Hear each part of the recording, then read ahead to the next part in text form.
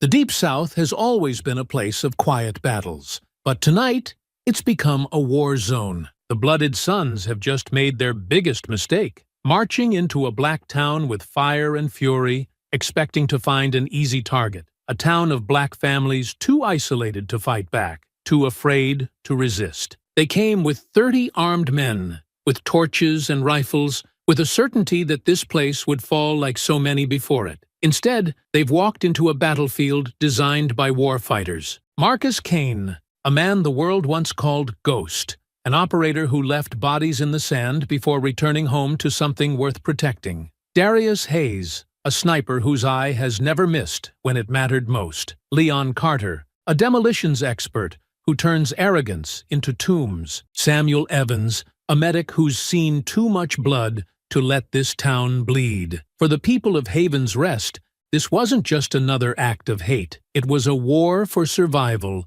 in an increasingly hostile America. Before we go any further, make sure to subscribe and comment if you have ever experienced racism. The late afternoon sun cast long shadows over Haven's Rest, bathing the quiet streets in hues of deep amber and gold. The air was thick with the scent of magnolia and the distant aroma of smoked barbecue drifting from a backyard pit somewhere down the road. It was the kind of peace that Marcus Kane had fought for overseas but never truly found. Until now. He walked alongside Darius Hayes, Leon Carter, and Samuel Evans, his closest friends, men he had bled with, killed with, and nearly died with on foreign soil. They had come home to Haven's Rest, not because they were running from war, but because they had hoped to leave it behind. "Feels different, doesn't it?"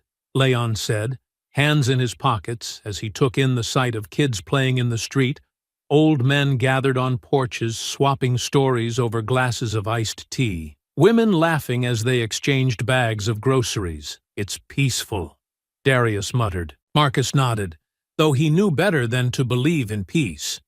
The world didn't work that way. That's when they heard it. Engines. Loud, roaring engines. They turned just in time to see a convoy of lifted trucks tearing through the town square, dust kicking up behind them like a storm rolling in. Big tires, tinted windows, American and Confederate flags waving from the beds, shotguns propped up against dashboards. Something about the way they moved, fast, reckless, too confident, made Marcus's gut tighten. Leon had already shifted, angling his body slightly, instinctively prepared for a fight. Darius followed their trajectory with sharp, calculating eyes. And then the trucks were gone, speeding down the road toward the outskirts of town, leaving behind nothing but the echo of their engines and the growing tension that now settled in the air. That's when they saw him, lying in the dirt, barely moving. A man too old to be treated this way, too respected to be left like this. Reverend Elijah Brooks. Samuel was the first to move, dropping to his knees beside him. The old man's face was swollen, one eye shut, blood trickling from the corner of his mouth. His breathing was labored, and even as Samuel tried to check his vitals, Elijah gripped his wrist, holding on with what little strength he had left. Marcus crouched beside them,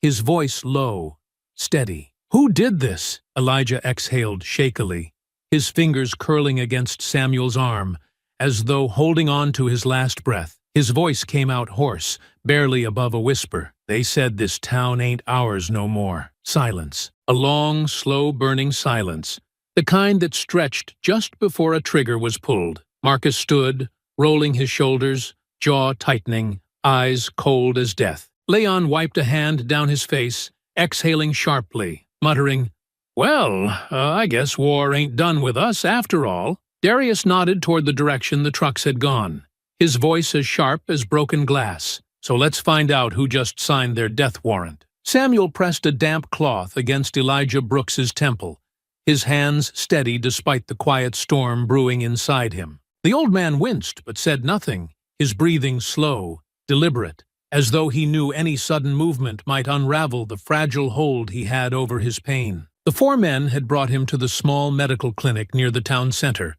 a modest building with faded white walls and a single overhead fan that turned sluggishly, stirring the thick, humid air. The town doctor, an older woman named Miriam Wallace, worked quickly, examining the bruises, checking for broken ribs, doing what she could with what little she had.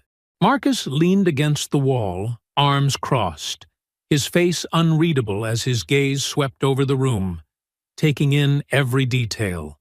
The way Elijah's knuckles were scraped raw, the way his clothes were torn, the deep, ugly swelling along his jawline that told him the old man had been struck more than once. Not in some random act of violence, but with intent. Darius stood near the window, his sharp eyes scanning the street outside, watching for movement, for signs that the men who had done this were lurking, waiting to finish what they started. He had seen this before. Not here, not in Haven's Rest, but in places overseas, in villages where men with power and weapons had tried to erase the people they deemed unworthy of existing. It always started small. A broken window, a missing person, a message carved into someone's flesh, and it always escalated when no one pushed back. Leon, standing near the doorway, exhaled through his nose, a deep, measured breath, the kind that barely contained the frustration burning beneath his skin. His hands curled into loose fists at his sides, his voice low, steady, controlled. "You gonna tell us what happened, Elijah? Or we gotta start making some guesses?" The old man didn't answer right away.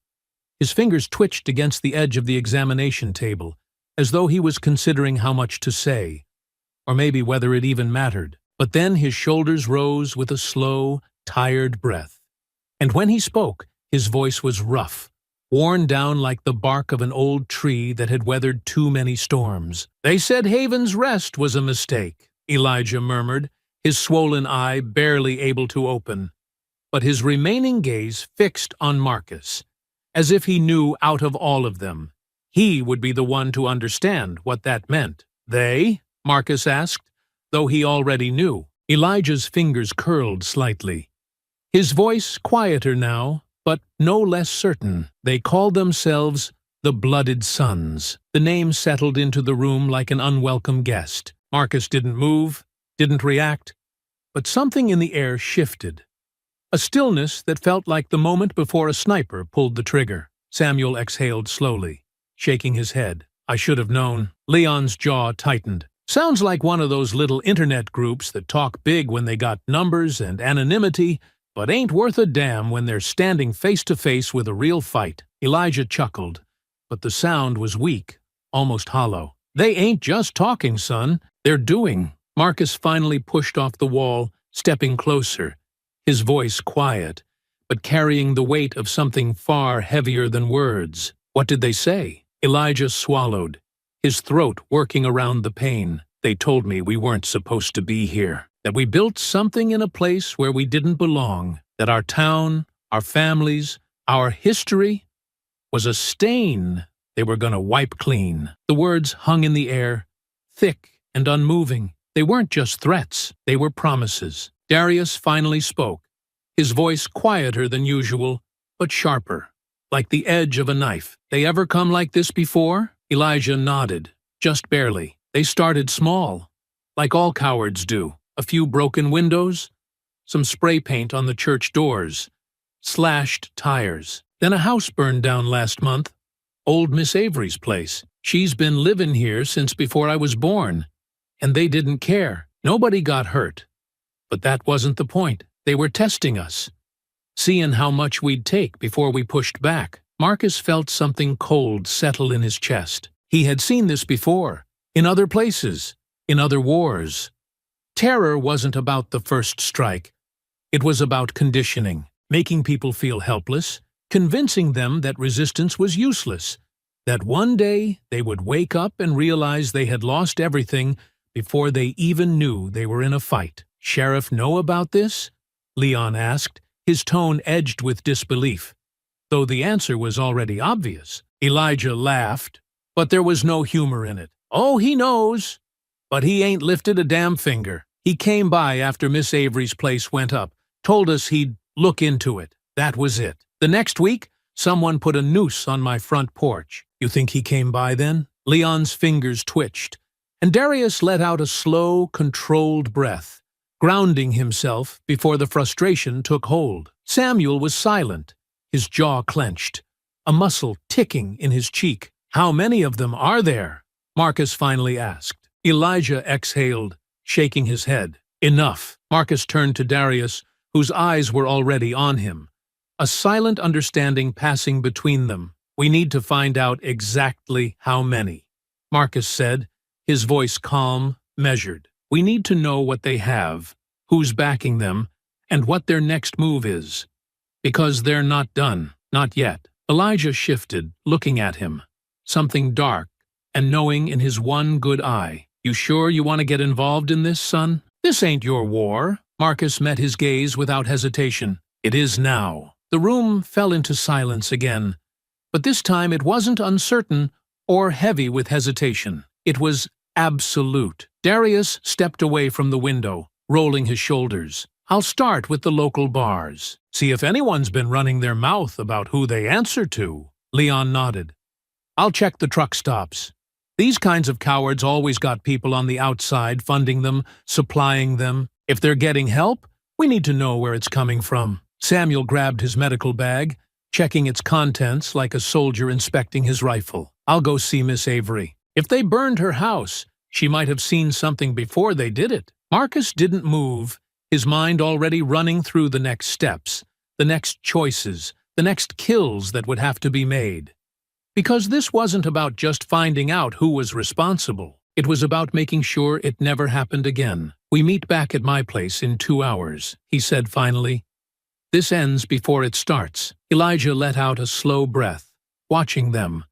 Something unreadable in his expression. He had seen men fight before. He had watched people rise up and get crushed, watched history repeat itself time and time again. But this time, something was different. This time, the ghosts were already moving. Marcus moved through the streets of Haven's Rest like a shadow, his boots quiet against the pavement, his presence unnoticed by the handful of people still out this late. Most of the town had settled in for the night, doors locked, lights dimmed, a quiet unease hanging in the air, like the calm before a storm. The people of Haven's Rest had spent generations building something that should have been untouchable, a place where black families had carved out prosperity, safety, and dignity in a world that had tried to deny them all three.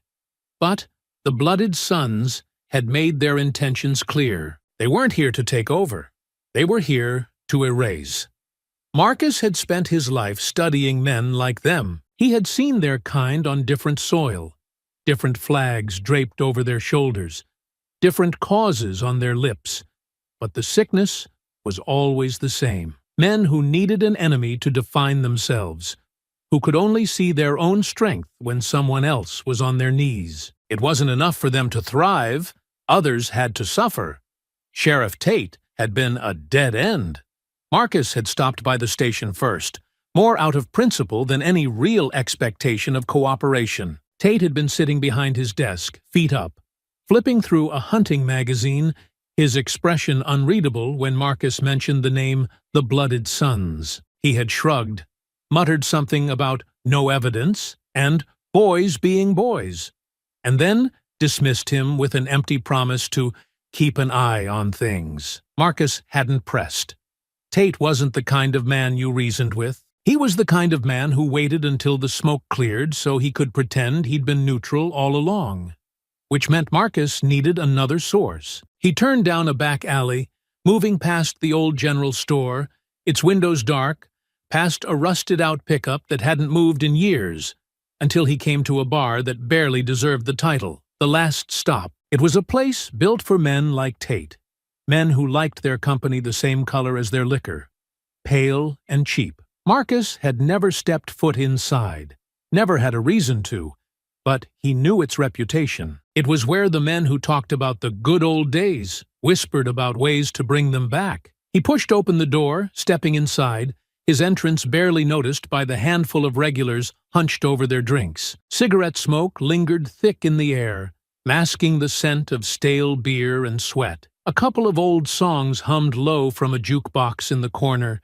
but the place was mostly silent, men drinking with their heads down, lost in whatever thoughts made the world outside feel smaller, simpler. Marcus moved to the bar, nodding at the bartender, a wiry man with deep lines on his face and a permanent frown carved into his features. His name was Buck Rawlins, a man with no real loyalty beyond the price of a drink, and someone who had a habit of knowing things he shouldn't. "Kane," Buck said, his tone neutral but his eyes watchful. "Didn't think this was your kind of place." Marcus ignored the bait. "Looking for some information. Do you know anything about the Blooded Sons?" Buck exhaled through his nose, wiping a glass with a rag that looked like it had seen better days. "Name rings a bell." He didn't look up. "But ringing bells don't mean much unless you're listening real close." Marcus leaned against the bar, voice low. "I'm listening." Buck finally looked up, considering him for a long moment. Then he sighed, tossing the rag onto the counter. "I heard talk." "That what you want?" Marcus didn't move, didn't breathe, just waited. Buck scratched his jaw, then spoke, casual, like he was commenting on the weather. "They don't like what Haven's Rest is. Say it don't fit." He poured himself a drink, took a slow sip. "Say it's an insult. A town like this, standing as long as it has, makes them feel small." He chuckled to himself, shaking his head. "And you know men like them, Kane. Ain't nothing in this world they hate more than feelin' small." Marcus didn't respond. He already knew that truth better than most. Buck glanced around, then lowered his voice slightly. "Word is, their boss got more boys comin' in. They ain't just burnin' stores no more. This ain't about sending a message. It's about cleaning house." Marcus felt his jaw tighten. "When?" Buck hesitated. "Dunno, but soon." Marcus pushed away from the bar. "Where is he?" Buck exhaled sharply, shaking his head. "I ain't got a death wish, Kane." Marcus let the silence stretch between them long enough that Buck shifted uncomfortably. Then, finally, he gave the slightest nod toward the back exit. Marcus didn't thank him. He turned and left, stepping out into the night air, the humidity wrapping around him like a second skin. The alley behind the bar was dark, the only light coming from a flickering street lamp down the road. He moved carefully, staying close to the wall, footsteps light. And then he heard it, a grunt, a muffled voice, the unmistakable sound of flesh meeting flesh. He rounded the corner and saw a man pressed against the brick wall of a closed shop, an older black woman pinned beneath his grip, her face twisted in fear. Marcus moved without thinking, his hand wrapped around the man's wrist, twisting it hard, a sickening crack cutting through the air as the man yelped, stumbling back. The woman staggered away, gasping, and Marcus stepped between them, his eyes locked onto his target. The man was younger, maybe mid-30s, lean but wiry, with a shaved head and a tattoo peeking from beneath the collar of his jacket. He cradled his broken wrist against his chest, spitting at Marcus's feet. "Ain't your business." Marcus didn't speak, just waited. The man sneered, eyes flicking to the woman. "She shouldn't be here, no way. None of you should." Marcus didn't blink. "And why's that?" The man's lips curled, his face ugly with hate. "This ain't your people's country. Ain't never been. It was a mistake letting them get this far. But don't worry." He grinned, despite the pain in his wrist. "We're gonna fix it real soon." Marcus stepped closer, slow, deliberate, until the man had to tilt his head to look him in the eyes. "Is that right?" The man didn't flinch. "Yeah. And you?" His grin widened, teeth stained yellow. "You don't belong here either." Marcus exhaled, slow, controlled. Then he grabbed the man's shattered wrist and twisted, hard. The scream was instant. The man dropped to his knees, gasping for air, his free hand slapping against the ground. Marcus crouched beside him, voice cold. "You come from my people in my town and see what happens." The man whimpered, nodding rapidly. Marcus released him, standing back to his full height. The man scrambled away, clutching his arm, disappearing into the night. Marcus turned to the woman, his voice softer now. "You all right?" She nodded shakily. "Thank you." Marcus watched the woman disappear down the street, her hurried footsteps fading into the night, the fear still clinging to her despite her relief at escaping. She had been shaken, but not broken. Another reminder that Haven's Rest was filled with people who had survived too much to be easily shattered. But survival wasn't enough. Not this time. He turned, his mind already shifting gears, replaying every word the man had spat at him. Something was coming. That much was clear, and it wouldn't be like the quiet terror they'd used before. No more broken windows in the dead of night.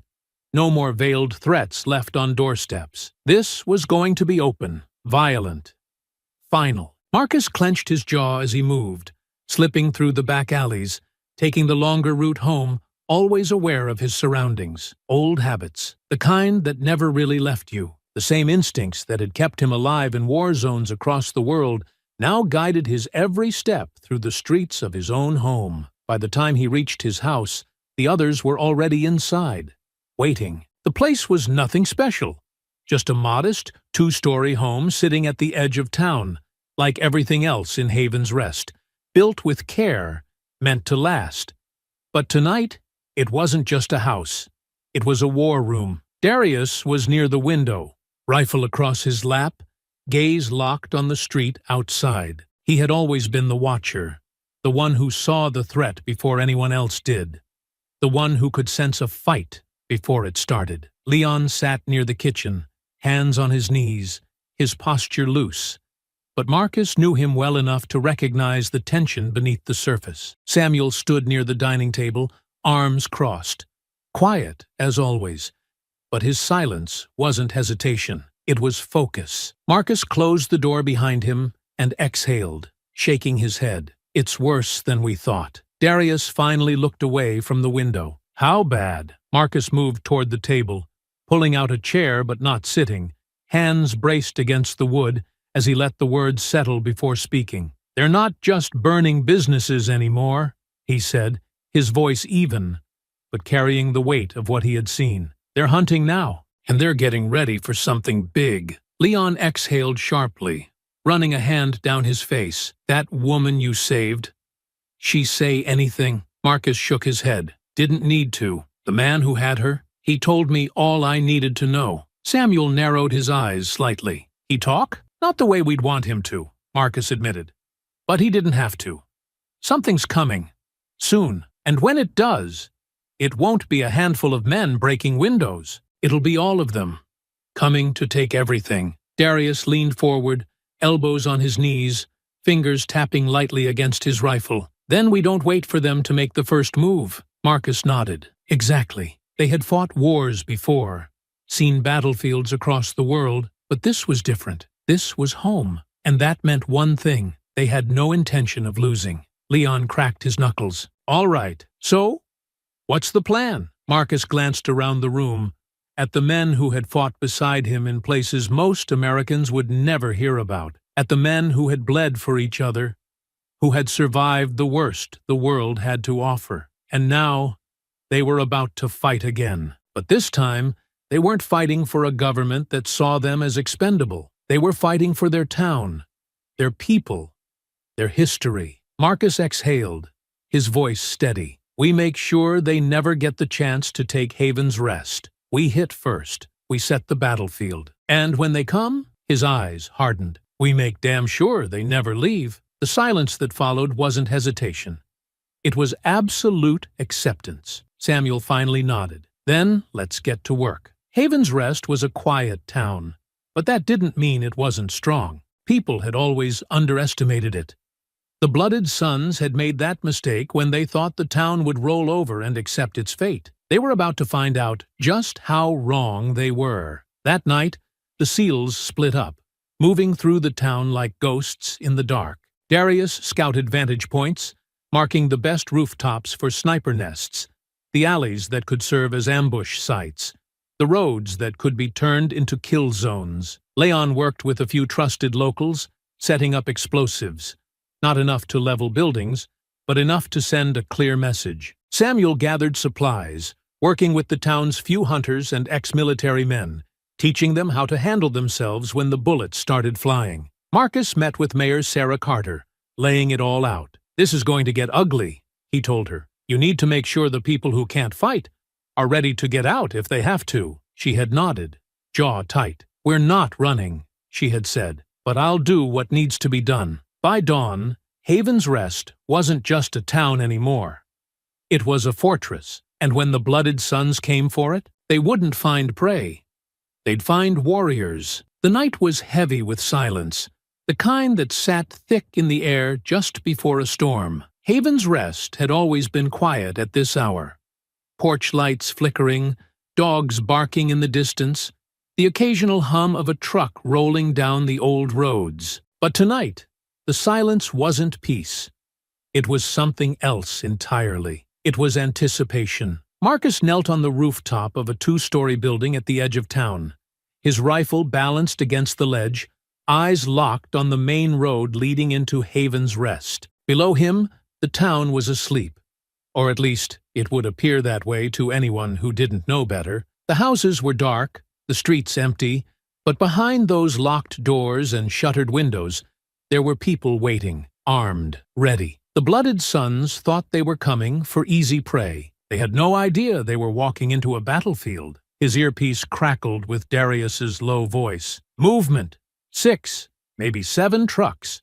2 vans behind them, heavily armed." Marcus exhaled slowly. They were coming in like they were running a military operation, the way men who had never actually been to war played at being soldiers. He had seen it before.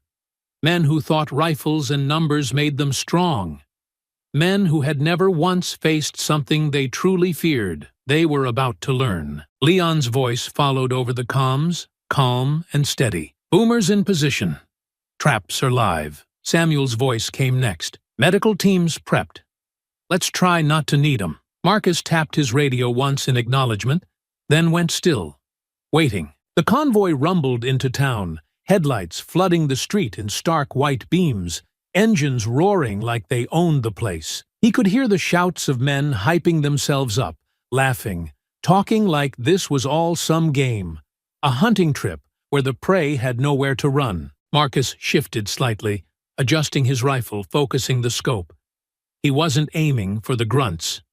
Not yet. He was looking for leadership, for the man who had pulled this together, for the one whose fall would make the others stumble. And then he saw him, standing in the back of a lifted black truck, dressed in fatigues that didn't belong to him, his hands resting on the edge of the cab like some self-proclaimed general surveying his conquest. The leader. Even without hearing his voice, Marcus recognized the type. Arrogant, self-assured, a man who didn't fight his own battles, who surrounded himself with men willing to kill and die for an ideology they barely understood. A man who thought he was untouchable. He wasn't. The trucks slowed as they neared the center of town, and the men inside started spreading out, stepping onto the streets like they were stretching their legs, like they were already picturing what would burn first. And then the first explosion hit. A deafening boom erupted from beneath the lead truck, flipping it onto its side in a shower of fire and metal. The force of the blast sent men sprawling,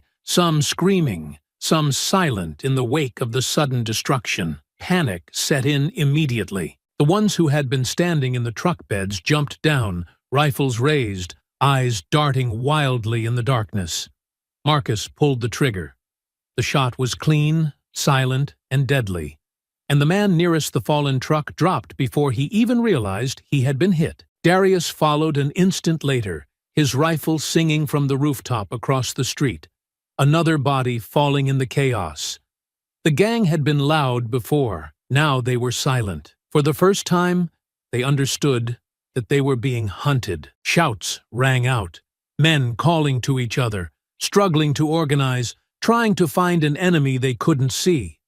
One of them fired wildly into the dark, the muzzle flash giving away his position, and Leon sent a second blast tearing through the street. Another truck ignited, flames licking high into the night, smoke curling into the air like a signal of death. More shots, more screams. The Blooded Sons had numbers, but they were fighting ghosts. And then, amid the chaos, Marcus saw him running. The leader, the man who had stood tall when they first arrived, confident and untouchable, was now ducking low, moving fast, trying to slip away unnoticed while his men fought and died in the street. Marcus moved. He descended from the rooftop with practiced ease, his boots hitting the ground in silence, his body blending into the shadows as he cut through the alleyways, closing the distance. The gang leader, whoever he was, whatever name he had given himself to justify his place in this war,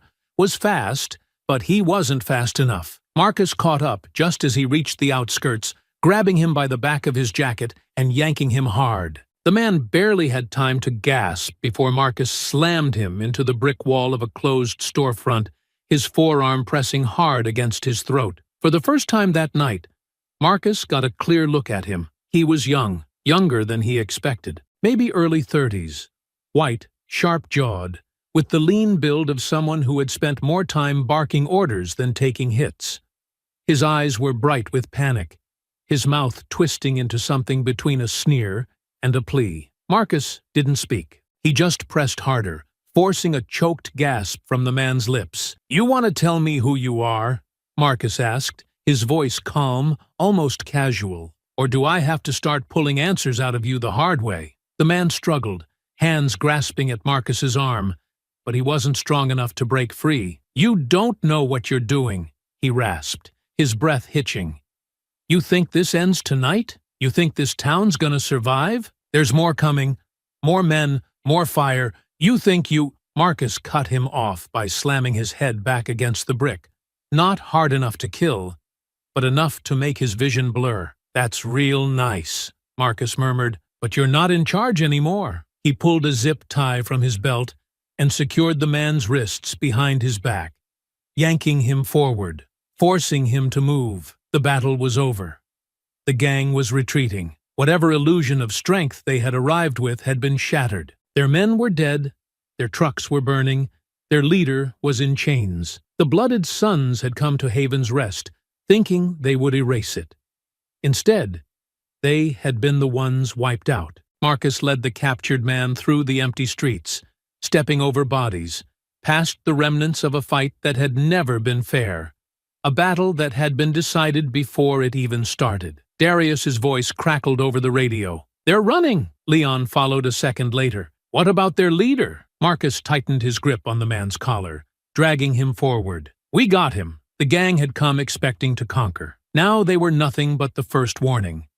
They wouldn't be the last, but it didn't matter. Haven's Rest was ready. The sky had barely begun to lighten when Marcus shoved the bound man into an empty storeroom near the town center, a converted supply space behind the old barber shop, its walls lined with wooden crates and rusted shelves stacked with tools and discarded hardware. The gang leader stumbled, landing hard on his knees, his breath hitching as he twisted to glare at them, his eyes sharp despite the bruising already forming along the side of his face. Leon shut the door behind them, locking it with a deliberate click, and the air in the room seemed to shrink, the space closing in on the man who had, just hours ago, arrived in Haven's Rest with every intention of burning it to the ground. Now, with his hands zip-tied behind his back, the blood of his men still drying in the streets outside, he looked less like a leader and more like a man who had just realized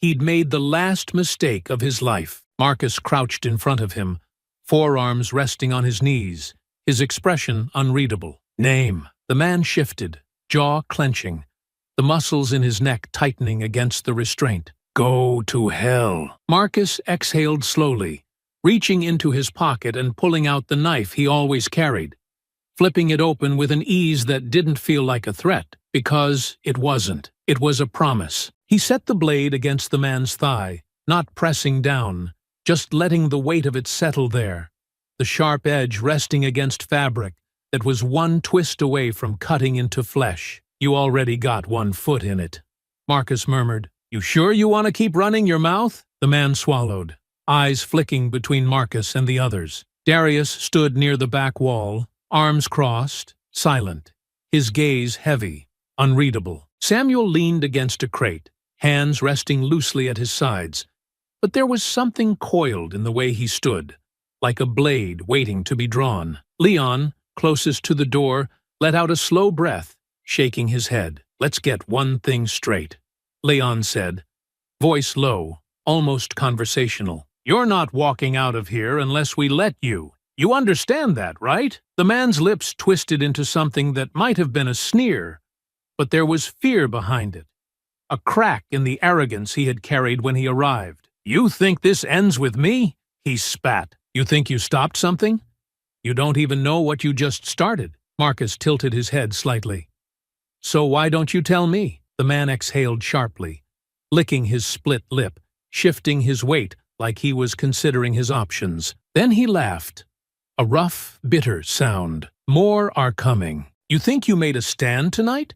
You think you proved something? All you did was light the fire." His breath hitched slightly, but he recovered quickly, leveling his gaze at Marcus. "They're already on their way." Darius pushed off the wall, his voice quiet but edged with something lethal. "How many?" The man smirked. "Enough." Marcus didn't react. He let the silence stretch between them, let the weight of the moment settle over the man like a noose tightening around his neck. Then he stood, flipping the knife closed with a flick of his wrist, tucking it back into his pocket. "You know what the difference is between you and me?" he asked, voice calm, even. The man didn't answer, but Marcus could see the way his shoulders tensed, the way his body braced like he was waiting for the hit to come. "I know what war actually looks like," Marcus continued. "You play at it, dress yourself up in stolen valor, tell yourself you're fighting for something real, but you don't even know what that means." He exhaled slowly, rolling his shoulders. "Your people are dead. The ones who made it out are running scared. And the men you're waiting for?" His gaze darkened. "By the time they get here, they won't be finding a town to take. They'll be walking into a graveyard." The man's smirk faltered, just slightly. Leon sighed, rubbing a hand over his jaw. "What do we do with him?" Marcus stared at the man for a long moment, then turned away, stepping toward the door. "Lock him up, somewhere he can think about his choices." He paused just before exiting. "We've got bigger things to handle." Outside, the town was waking up. The fires from the night's battle had been smothered. The wreckage of the gang's failed assault still scattered across the streets, bullet casings and blood staining the pavement. People had gathered, their faces tight with exhaustion, with fear, but also with something else, something harder. Marcus stepped out, feeling the weight of 100 eyes turned toward him. "Marcus!" Mayor Carter called, her voice steady, but her expression edged with tension. "People are scared. They need to know what the hell just happened." He nodded once, stepping forward, letting the crowd see him, letting them see all of them. 4 men who had stood between their home and the men who had come to destroy it. "Some of you already know," Marcus started, voice low but carrying across the street. "Some of you heard the gunfire. Some of you saw the bodies." He let that settle before continuing. "They came here tonight thinking they could take what they wanted. They came here to burn this town, to erase everything your families built, to make sure there was nothing left." A murmur ran through the crowd, anger bleeding into the fear, people shifting, fists clenching, heads shaking, but they didn't win. Marcus continued, "Because Haven's Rest isn't just a town, it's a home, and the only way they'll take it is over our dead bodies." He let his gaze sweep over them. "They aren't done. They're coming back, and we need to be ready." A voice rose from the crowd, a man in his late 60s, his face lined with years of labor, of struggle. "Ready how?" Marcus nodded toward Darius. "We'll teach you." Leon stepped forward. "Some of you already know how to shoot. The rest of you, you're gonna learn." Samuel exhaled, rubbing the back of his neck. "It's not just about guns. It's about knowing how to survive, how to move, how to fight smart." Mayor Carter took a step forward, facing the crowd. "If you want to leave, no one will stop you. But for those of you who are staying, we stand together." The murmurs grew louder, people shifting, looking at one another, gauging the moment, the weight of it. And then, one by one, heads nodded. Men, women, young, old. Haven's Rest wasn't just scared anymore. They were angry. An older woman near the front, her voice strong despite the tremble in her hands, lifted her chin. "Tell us what we need to do." Marcus exhaled slowly, nodding. This wasn't just their fight anymore. It belonged to all of them. And when the Blooded Sons returned, they wouldn't be facing a handful of men. They'd be facing a town that refused to fall. The night air was thick with the smell of burned rubber and gunpowder, a lingering reminder of the battle that had torn through Haven's Rest only hours before. The town was quiet now, the kind of silence that came after the storm, but Marcus knew better than to believe it was over. This was just the beginning. The four of them sat around his kitchen table, the only light coming from a dim overhead bulb that flickered slightly, casting shadows across their faces. They had been here before, in other places, other wars, late-night debriefs after firefights, strategizing, adjusting, preparing for the next inevitable wave. Leon leaned back in his chair, rubbing a hand down his face before exhaling. "All right, let's talk about it. We know this ain't over. The question is, how bad is it gonna get?" Marcus tapped his fingers against the wood, his mind already sorting through the possibilities. "Bad," he said finally, voice steady, measured. "Worse than tonight. We hit them hard, harder than they expected. They're not gonna take that lightly." Darius, who had been silent up until now, shifted slightly, arms crossed over his chest, his expression unreadable. They came in expecting no resistance. They thought they'd roll in, put on a little show of force, scare the town into submission. But they didn't plan for us. They didn't expect this place to fight back. Leon scoffed. Hell, even some of the folks here didn't expect to fight back. But they did. And now that they've seen what we can do, they're in this. He ran a hand along the back of his neck, his brow furrowed. But the problem is, that's gonna piss the wrong people off. Samuel, who had been quietly watching them all, finally spoke, his voice calm but heavy. "We need to talk about him." He tilted his head toward the back room, where their captured prisoner was still locked up. "That man led them in here. He thought he was in charge. But if that was the case, then this whole operation was sloppy. Too sloppy. He was reckless, arrogant. He walked in here like he already owned the place, but he didn't plan for anything. That doesn't feel like leadership to me." Marcus nodded slowly. "That's been sitting with me too. He didn't act like a man with real power. He was loud. He wanted to be seen. The real ones? The ones actually running things? They don't operate like that. They don't throw themselves into the fight. They move the pieces from a distance." Darius' fingers drummed lightly against the table, his eyes narrowing slightly. "So you think he was just a field leader, a unit commander, not the one actually pulling the strings?" Leon exhaled sharply, shaking his head. "Makes sense. But that begs the question. If he wasn't the real leader, then who the hell is? And how far does this go?" Samuel leaned forward slightly, resting his arms on the table. "We know the name the Blooded Sons. But groups like this, they don't just spring up overnight. Someone built them, funded them. Someone fed them their ideology, trained them, gave them weapons, a purpose. The way they moved, the way they tried to take this town, that wasn't random violence. That was planned, coordinated, which means someone out there is thinking 10 steps ahead." Marcus stared at the table for a long moment before speaking. "If that's true, then we need to figure out who it is. Fast. Because they're not done with us. We embarrassed them tonight. And if there's someone higher up, someone with real pull, they're not gonna let this go." Darius exhaled slowly, rubbing his jaw. "They're already regrouping. We need to assume that, because anything else would be naive. The question is, how much time do we have?" Leon leaned back again, arms crossed. "Not enough.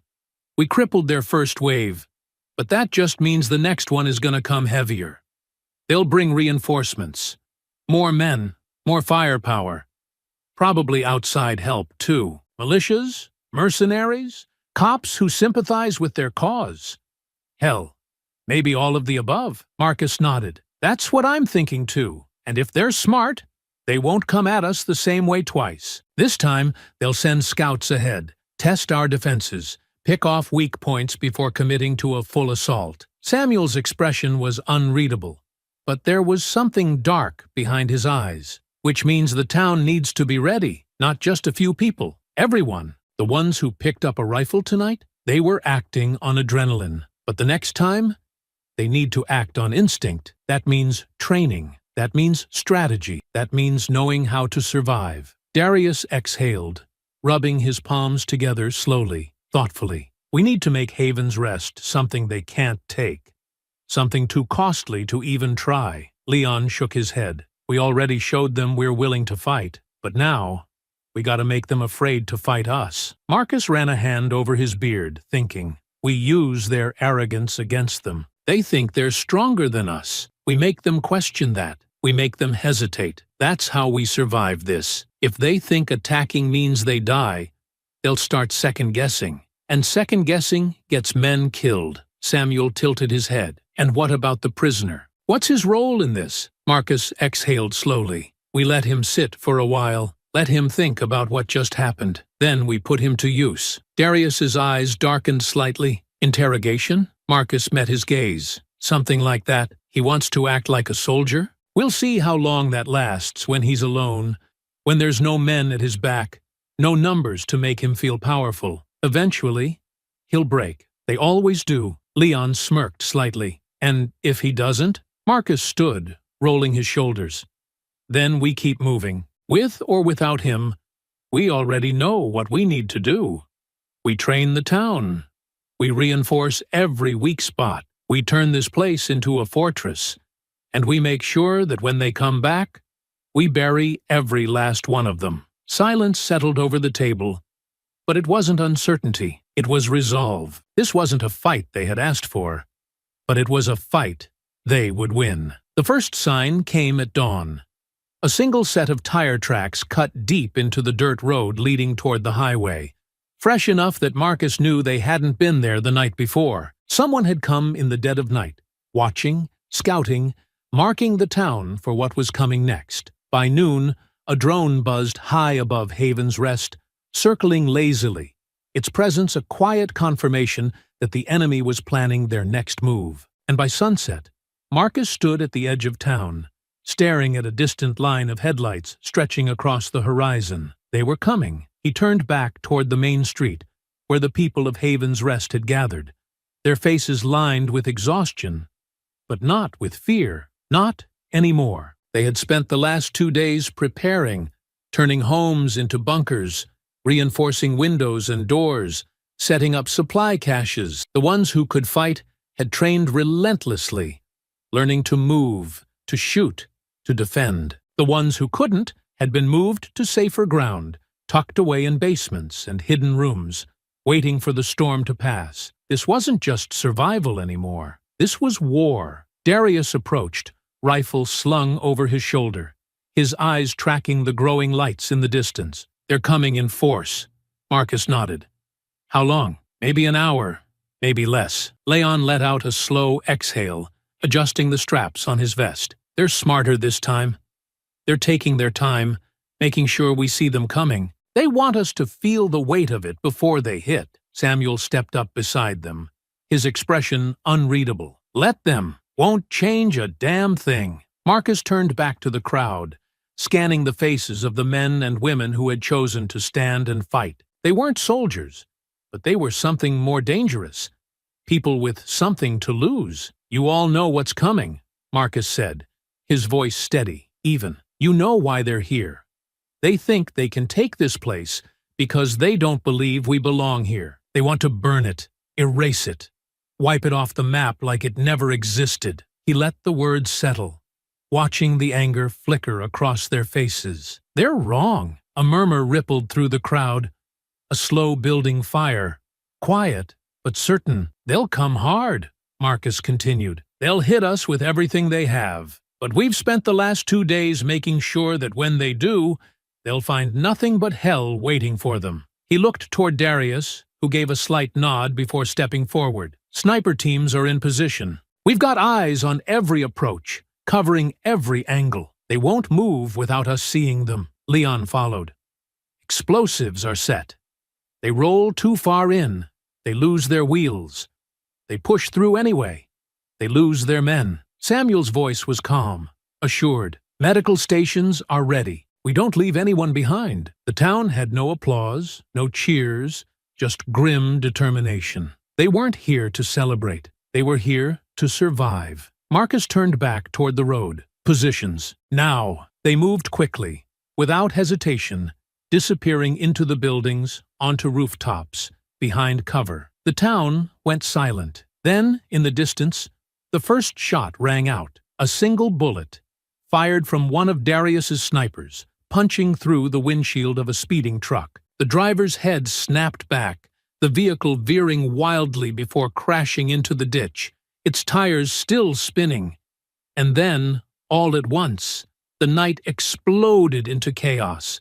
Engines roared as the convoy surged forward, headlights cutting through the darkness, gunfire erupting from both sides. The Blooded Sons weren't testing the waters anymore. They were diving in head first, throwing everything they had into the fight. Marcus dropped behind cover, raising his rifle as the first wave came barreling through. He took his shots carefully, efficiently, dropping men before they could reach cover, before they could orient themselves. From the rooftops, Darius and his snipers moved like ghosts, picking off enemies one by one, bodies dropping before anyone could even locate the source of the shots. Then, the first explosion hit. Leon's traps ignited beneath the lead vehicles, fire and shrapnel ripping through steel and flesh alike. The impact sent bodies flying, scattering their forces before they could push deeper into town. The first wave was already collapsing, their assault thrown into disarray. But it wasn't enough to stop them. More trucks came, swerving around the wreckage, men spilling out, using the burning vehicles for cover. They were learning, adapting, moving faster than the first wave. They weren't retreating. They were here to finish what they started. Marcus ducked back behind cover as a burst of gunfire shredded the wood near his head, sending splinters into the air. He tapped his radio. They're pushing left flank. Cut 'em off before they regroup. Already on it. Darius's voice came through, followed by another sharp crack of a rifle. To the right, Samuel was leading a small team through the alleyways, moving fast, covering angles, keeping the fight fluid. They didn't let the enemy dig in, didn't let them gain a foothold. But even as they cut them down, more kept coming. This was a siege. This wasn't just one raid, one battle. This was an attempt to break them, to wear them down, to push them into submission through sheer force. And it was only the beginning. Gunfire tore through the night, bullets ricocheting off brick and steel, the sharp crack of rifles and the low, guttural bursts of automatic fire blending into a violent symphony. The air smelled of smoke and sweat, thick with the acrid burn of gunpowder and the metallic tang of blood. Marcus moved through the chaos like a predator, every step measured, every breath steady, his rifle raised as he scanned the battlefield. The town was holding, but barely. The Blooded Sons weren't breaking like the first time. They weren't retreating in fear. They had come prepared. He ducked into an alley as a burst of gunfire shredded the wooden crates beside him, splinters flying past his face. He twisted, pressing his back against the brick wall, heart pounding but mind cold and calculating. They were pushing deeper now, bypassing the main streets, breaking into homes, targeting civilians. His radio crackled with Darius's voice. They're in the residential areas. They're not just trying to kill fighters. They're hunting families. A slow burn of rage settled in Marcus's chest, deep and cold. Keep them moving. Don't let them get comfortable. Got it, Darius responded, followed by the distant sharp crack of his rifle. Marcus pushed off the wall and moved, cutting through a side street, his boots light on the pavement, his mind already 2 steps ahead. The enemy was trying to spread them thin, force them to defend every street, every home, every doorway. It was smart, ruthless, designed to overwhelm. But they had made one mistake. They thought they could win through brutality alone. Marcus stepped into the next street, just as 3 Blooded Sons dragged a man from his house, his wife screaming, their young daughter clutching the doorframe, eyes wide with terror. Marcus didn't hesitate. He dropped the first man with a precise shot to the head, the rifle kicking against his shoulder as the second man spun, eyes widening. He didn't get the chance to react before Marcus was already moving, closing the distance, dropping the rifle in favor of something more personal. The second man swung first, sloppy, wild, too much adrenaline and not enough skill. Marcus slipped past the punch, caught his wrist, and twisted hard, sending the man crashing into the wall. The third attacker lunged with a knife, blade flashing under the dim streetlights, but Marcus redirected the momentum, slamming an elbow into the man's throat, cutting off his air before driving his knee into his ribs hard enough to hear something crack. The second man staggered forward again, recovered faster than expected, but Marcus was already waiting. He stepped into him, hooking an arm around his neck, twisting, cutting off circulation. The man thrashed for a second, choking, fingers clawing at Marcus's arm, but his movements slowed as his body lost oxygen. Marcus let him drop, unconscious, before turning to the last man still gasping on the ground. The man coughed, clutching his side, eyes filled with pain and confusion. He had thought this was going to be easy, thought he was part of something bigger, something unstoppable. Now he was bleeding in the dirt, realizing just how wrong he had been. Marcus crouched beside him, his voice calm. "You came here thinking you were going to wipe this place out, that you were the one with power. Look around." He gestured toward the town where his people were still standing, still fighting, still refusing to break. "You were wrong." The man spat blood, muttering something Marcus didn't bother listening to. He struck him hard across the temple, just enough to knock him out, just enough to remind him that this wasn't his world anymore. The man inside the house stumbled forward, eyes wide with disbelief. Thank you, Get inside," Marcus ordered. "Lock your doors. Stay low. This isn't over yet." The man nodded, rushing back to his family, dragging his wife and daughter inside before sealing the door shut. Marcus retrieved his rifle, tapping his radio. "More of them are targeting homes. We need to pull them back to the main streets before this turns into a massacre." Leon's voice came through, tense but controlled. "On it. Got some surprises waiting for them if they try to push through the old market district." Marcus moved again, cutting through the alley, stepping over bodies, past fires burning low in the streets, smoke curling into the air. He could hear the faint, rhythmic thump of approaching vehicles, more of them, circling back, trying to reinforce their failing assault. Then he saw him, the man standing near the wreckage of a burned-out truck, watching. He wasn't fighting. He wasn't calling orders.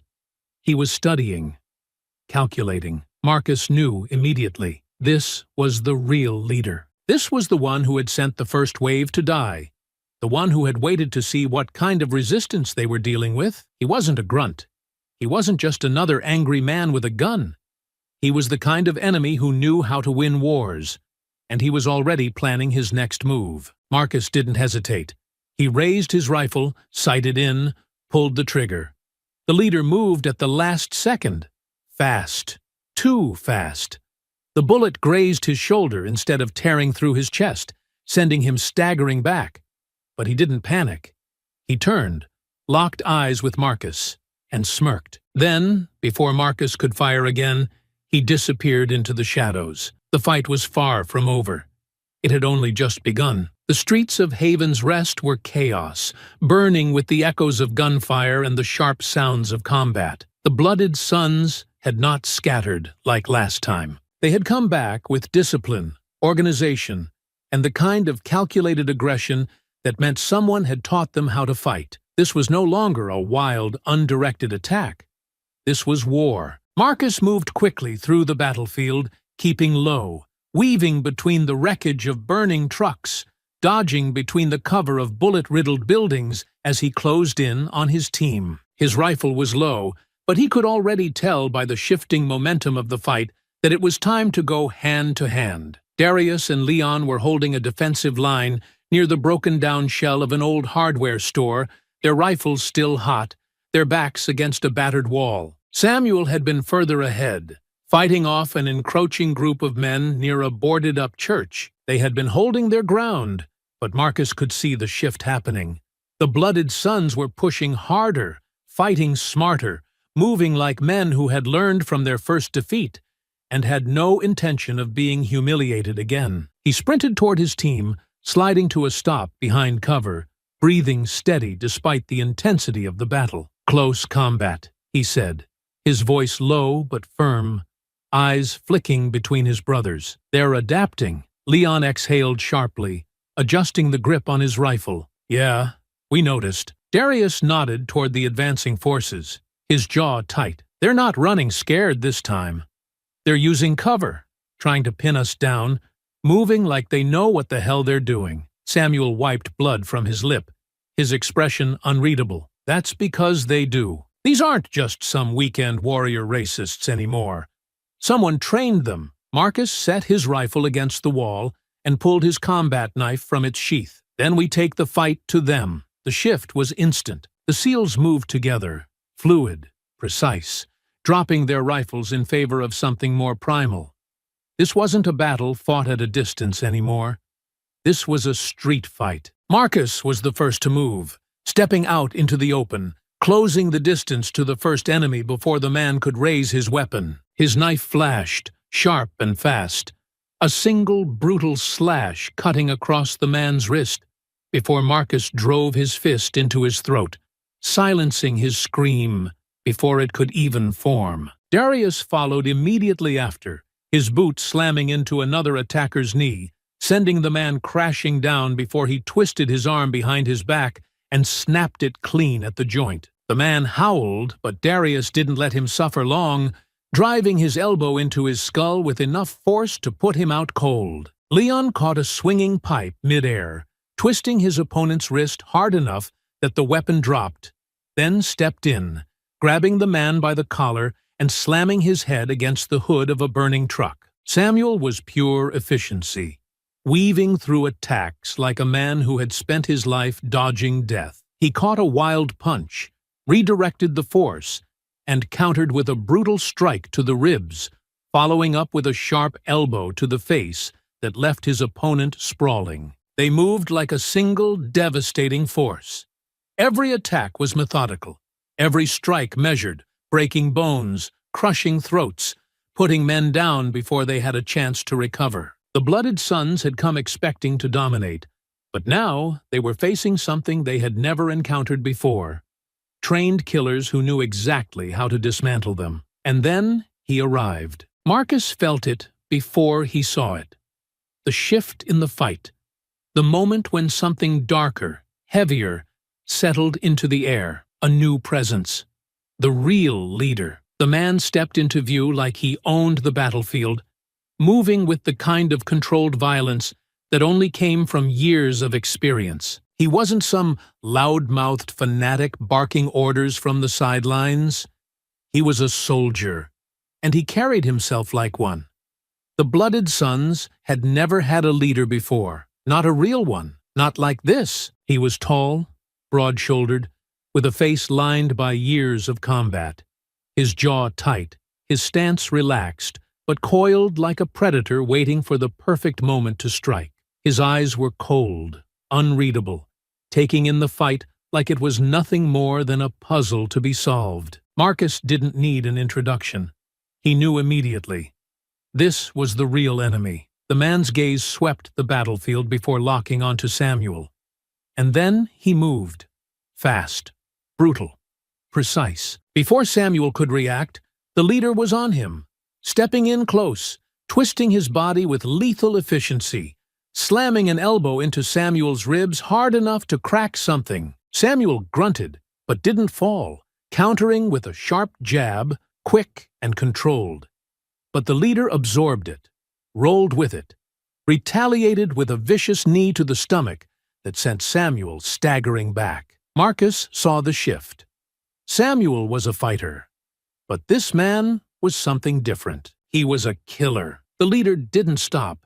He was relentless, pressing forward, slamming a fist into Samuel's jaw, then catching him mid-fall, yanking him back up just to drive another brutal punch into his ribs. Samuel's breath hitched, pain flashing across his face, but he gritted his teeth and swung, aiming for the man's throat. The leader dodged, effortlessly, and then he drove his fist into Samuel's gut so hard that Samuel collapsed to his knees, coughing blood. Marcus felt something cold settle in his chest. This man wasn't just strong. He was to them what they were to the Blooded Sons. A ghost. A predator. Samuel tried to push himself up, but the leader grabbed him by the collar, yanking him up like he weighed nothing. And then, with no hesitation, he slammed Samuel's face against the side of a car, the impact ringing out like a gunshot. Rage burned through Marcus like wildfire. Leon moved first, stepping forward, but Marcus stopped him with a sharp look. "This one's mine," Marcus said, his voice low, dangerous. The leader turned, dropping Samuel to the ground like he was nothing, his eyes meeting Marcus's with an amused smirk. Marcus didn't speak. He just stepped forward, rolling his shoulders, his hands curling into fists, and prepared to end this. The battlefield had gone eerily still. Fires crackled in the distance, sending thick, curling smoke into the air. But the gunfire had slowed, replaced by a heavy, suffocating tension that settled over Haven's Rest like a funeral shroud. Bodies lay scattered across the streets, some groaning, clutching wounds, others unmoving. The Blooded Sons had stopped their charge, retreating to regroup, their once assured confidence shaken by the brutal resistance they had encountered. But they had not fled, because they still had an ace to play. Marcus stood across from the leader, his stance steady, fists still clenched. But he didn't move. Not yet. He was watching, waiting, calculating, because something had shifted in the air. Something worse than gunfire. Worse than the brutality they had already seen. The leader stood before him, composed, unshaken by the destruction around them. His lip was split from the brief exchange with Samuel, but there was no anger in his expression. Only amusement. That was what made Marcus's skin crawl. He had met killers before. Men who fought for causes they barely understood. Men who thrived on chaos and fear. But this man was different. This was someone who had seen war and learned to enjoy it. "You fight well," the leader said, his voice calm, edged with something dark, something cold. "Better than I expected, and trust me, I expected a lot." Marcus didn't respond.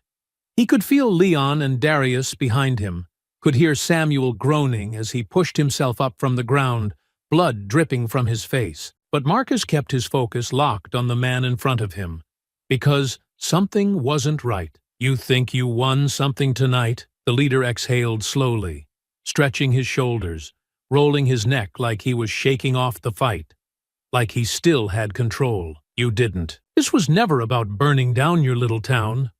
Not really. That was just the beginning." Marcus remained silent, his breathing slow, steady. The leader smirked slightly, wiping blood from his mouth. "I did my homework, Kane. I know exactly who you are. I know what you are." He gestured vaguely. "All of you? Really? You think you're special? You think you're different from me?" Leon let out a sharp breath. "Ain't a single man in this town like you." The leader's smirk widened slightly. "See? That's where you're wrong. I know men like you. Hell, I've fought beside men like you. You're killers, all of you.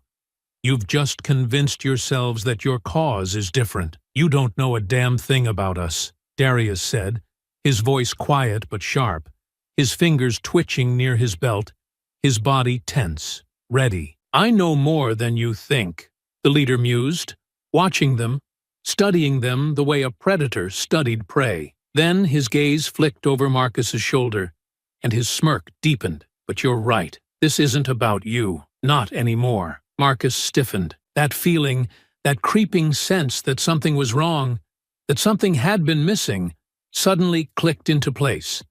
And then he heard it, the sound of movement. Footsteps.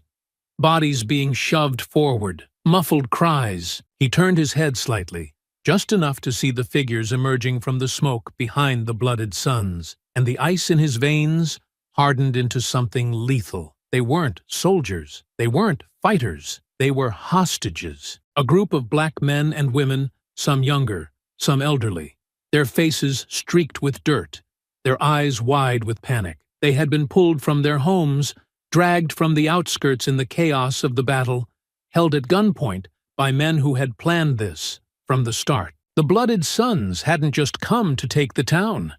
They had come to take people. Marcus's jaw tightened, his mind racing through possibilities, through contingencies, through every possible way this could play out. This was different.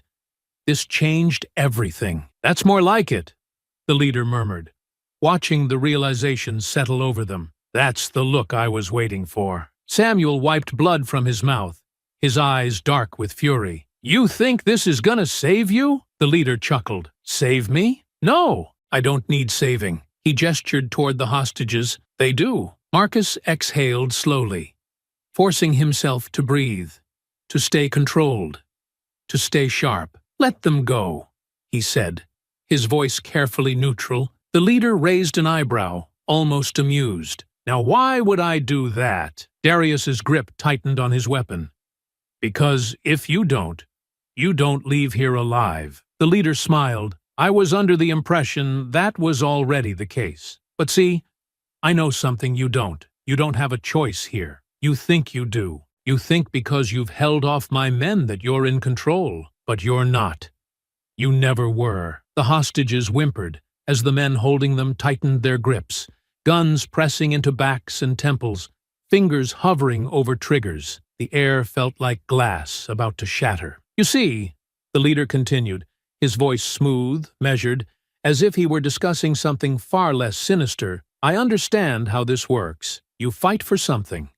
That's what makes you dangerous, but it also makes you predictable, because now I have something you don't." He tilted his head. "Now I have leverage." Leon took a step forward, his body coiled like a spring. "You got a real twisted sense of how this ends." The leader exhaled through his nose, almost like he was disappointed. "It ends the way I decide it ends." He glanced back at the hostages before returning his gaze to Marcus. "So here's what's going to happen. You're going to put down your weapons.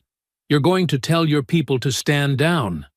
And if you do that, I'll be generous." He smiled. "I'll let them live." A long, heavy silence followed. Marcus could feel all of it.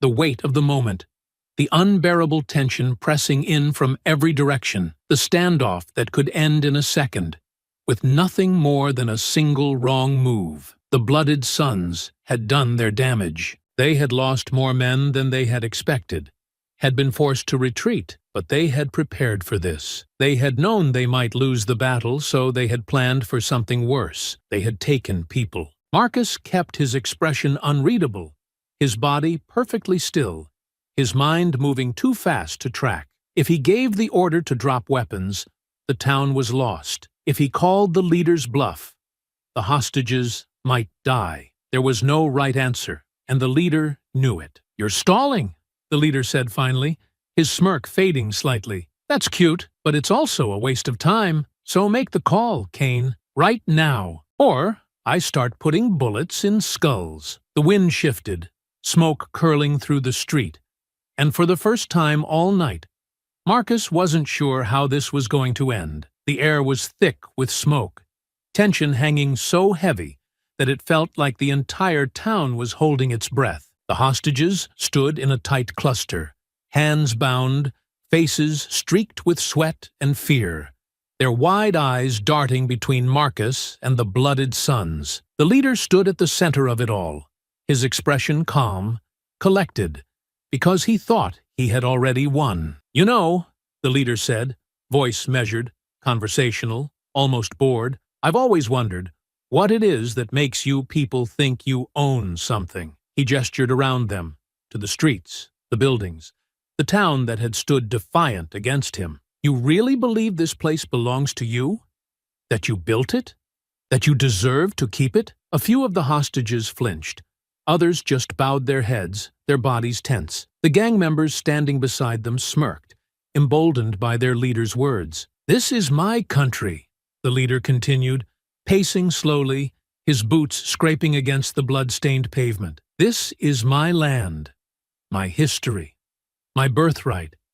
And people like you?" He shook his head, chuckling under his breath. "You've been living on borrowed time since the day they let you off those damn plantations. You really thought they were going to let you keep all this?" He glanced back at Marcus, tilting his head slightly, the barest hint of amusement creeping back into his voice. "Tell me, Cain, do you really believe that? Do you really believe that the second men like me stop playing by the rules? Your little illusion holds up?" Marcus said nothing, his hands at his sides, loose but ready, his expression unreadable. He could feel Leon, Darius, and Samuel beside him, all of them coiled, waiting, searching for an opening. But there wasn't one. Not yet. The hostages were too exposed. The blooded sons too well positioned. If they made the wrong move now, people would die before they could stop it. The leader exhaled, turning toward one of the older men among the hostages, a frail-looking man who had been pulled from his home in the chaos, his shirt torn, his lip bloodied from where they had struck him earlier. The leader studied him for a moment before letting out a slow, mocking chuckle. "Jesus, look at you! You fought your whole life, didn't you? Probably one of those old fools who still thinks hard work is enough, that if you just keep your head down, play by the rules, they'll let you die in peace. But here you are, begging for mercy, hoping we let you live." The old man didn't say a word, but his breathing had turned ragged, his entire frame trembling. And then, somewhere in the group of hostages, a quiet, broken voice rose. "Please, please, just let us go." It came from a woman, her hands shaking as she clutched at the young boy beside her. The child couldn't have been more than 13, his face pale beneath the dirt, his eyes locked on the man standing over them. The leader turned to her, sighing heavily, shaking his head. "You people never learn, do you? Always begging, always thinking you can talk your way out of things." He looked back at Marcus, lips curling slightly. "See, this is why we win. Because no matter what happens, you still think someone's coming to save you. Still think you have a place in this world that doesn't involve bowing to men like me." One of the gang members standing beside the woman pressed his gun against her head, just enough to make her whimper. Marcus's fists clenched, but he didn't react. Not yet. "Let them go," Darius said, voice low, steady. The leader snorted. "Or what?" He gestured around them. "You can't shoot. Not with them standing here. You can't charge me. Not with my men holding the line. And even if you could, what's the end game here, Cain?" He let the words settle before chuckling softly. "See, that's your problem. You think this is about survival. It's not. It's about putting things back the way they should be." His smile faded, his eyes dark. "And once this town is ash, no one's ever gonna remember you existed." The boy moved. It was so fast, so small, that it barely registered at first. A simple shift, a flicker of movement. But Marcus saw it. The child's fingers found a rock near his feet, barely the size of a fist, but enough. He locked eyes with Marcus, and then he threw it. The rock hit the leader's temple with a sickening crack. It wasn't enough to injure him. Not really. But it was enough. The leader jerked back slightly, startled, and in that half-second, the tension snapped. Marcus moved first, lunging forward before the leader could recover. His elbow drove into the man's jaw, sending him staggering back as chaos erupted around them. Darius and Leon broke left, closing the distance before the gang members could fire, their fists, knives, and elbows turning the tide in an instant. Samuel was already moving toward the hostages, his hands precise, calculated, disarming the closest enemy before he could react, grabbing his rifle and flipping it back against his chest, cracking ribs with the butt of the weapon. Gunfire erupted, but it was controlled now, calculated. Marcus barely registered it as he drove a knee into the leader's ribs, but the man recovered too fast, pivoting, countering with a vicious punch that sent Marcus staggering back. Big mistake, the leader growled, blood trickling down his forehead from where the rock had hit him. Marcus braced himself, rolling his shoulders, exhaling slowly as they squared off again. Behind them, the battle had shifted, the hostages breaking free, scrambling toward cover as the gang struggled to keep control. The leader didn't look away. "Now it gets fun," he muttered. Marcus smirked slightly, wiping his own split lip with the back of his hand. "Yeah," he said. Then he moved. The fight had shifted, not in the way the Blooded Sons had expected, but in a way that sealed their fate. The hostages, once trembling in fear, had become something else entirely. They weren't victims anymore. They were fighters. The boy who had thrown the rock was already scrambling, grabbing the gun from the man Samuel had dropped, his hands shaking but his eyes filled with raw defiance. Others followed, kicking weapons away from their captors, dragging the injured to safety, using whatever they had at their disposal to turn the tide. A woman, maybe in her 50s, snatched a knife from one of the fallen and buried it into the leg of a gang member reaching for his rifle. He screamed, but she didn't let go, wrenching the blade deeper with a force that came from generations of survival. The Blooded Sons had underestimated Haven's Rest. They had mistaken patience for weakness, kindness for submission. And now they were paying for it. Marcus barely registered any of it. His focus was locked on the leader. The man wiped blood from his split brow, shaking off the daze, his movements practiced, controlled. This wasn't a man who had risen to power through bravado alone. He had fought before, he had killed before, and he wasn't afraid to do it again. "One-on-one, Kane," he murmured, rolling his shoulders. "You and me, no rifles, no knives, just us." Marcus didn't hesitate. "Fine by me." The leader lunged first, fast for his size, but Marcus had fought men like him before. He sidestepped, dodging the heavy hook aimed for his ribs, and countered with a sharp elbow to the man's jaw. The impact sent a tremor up his arm, but the leader didn't stagger. Instead, he rolled with it, shifting his weight, coming back with a vicious knee that Marcus barely avoided, twisting at the last second to absorb the blow along his side. They were evenly matched. Power against power. Precision against precision. Around them, the battle raged on. The SEALs were no longer just fighting alone. They were commanding. "Keep moving!" Darius called out, ducking behind a toppled car before firing at a cluster of gang members taking cover behind an overturned truck. "Don't stay out in the open! Move in pairs! Cover each other!" Leon grabbed the older man who had been a hostage moments before, shoving a pistol into his hands. "You ever shot before?" The man hesitated, then nodded, gripping the weapon like it was an old friend. "Good," Leon said. "Then back me up." Samuel pulled one of the younger hostages behind cover, pressing a shotgun into his hands, his tone firm but steady. "You don't have to shoot if you don't want to," he told him. "But if you do, you aim for center mass, and you don't hesitate. They sure as hell won't." The kid, barely more than 18, swallowed hard, nodding. His hands were shaking, but he held the shotgun the way his father probably once held a plow, the way his grandfather had held a hammer, the way black men had always held onto the tools they used to survive. And then he took his first shot. A blast of gunfire erupted from his barrel, the recoil knocking him back slightly, but the shot was clean, precise, sending one of the gang members sprawling into the dirt. The boy froze, his breathing heavy, his entire body trembling. Samuel grabbed his shoulder. "Breathe," he said. Again, the kid swallowed and did. The hostages, the town itself, had joined the fight, but Marcus had no time to focus on that.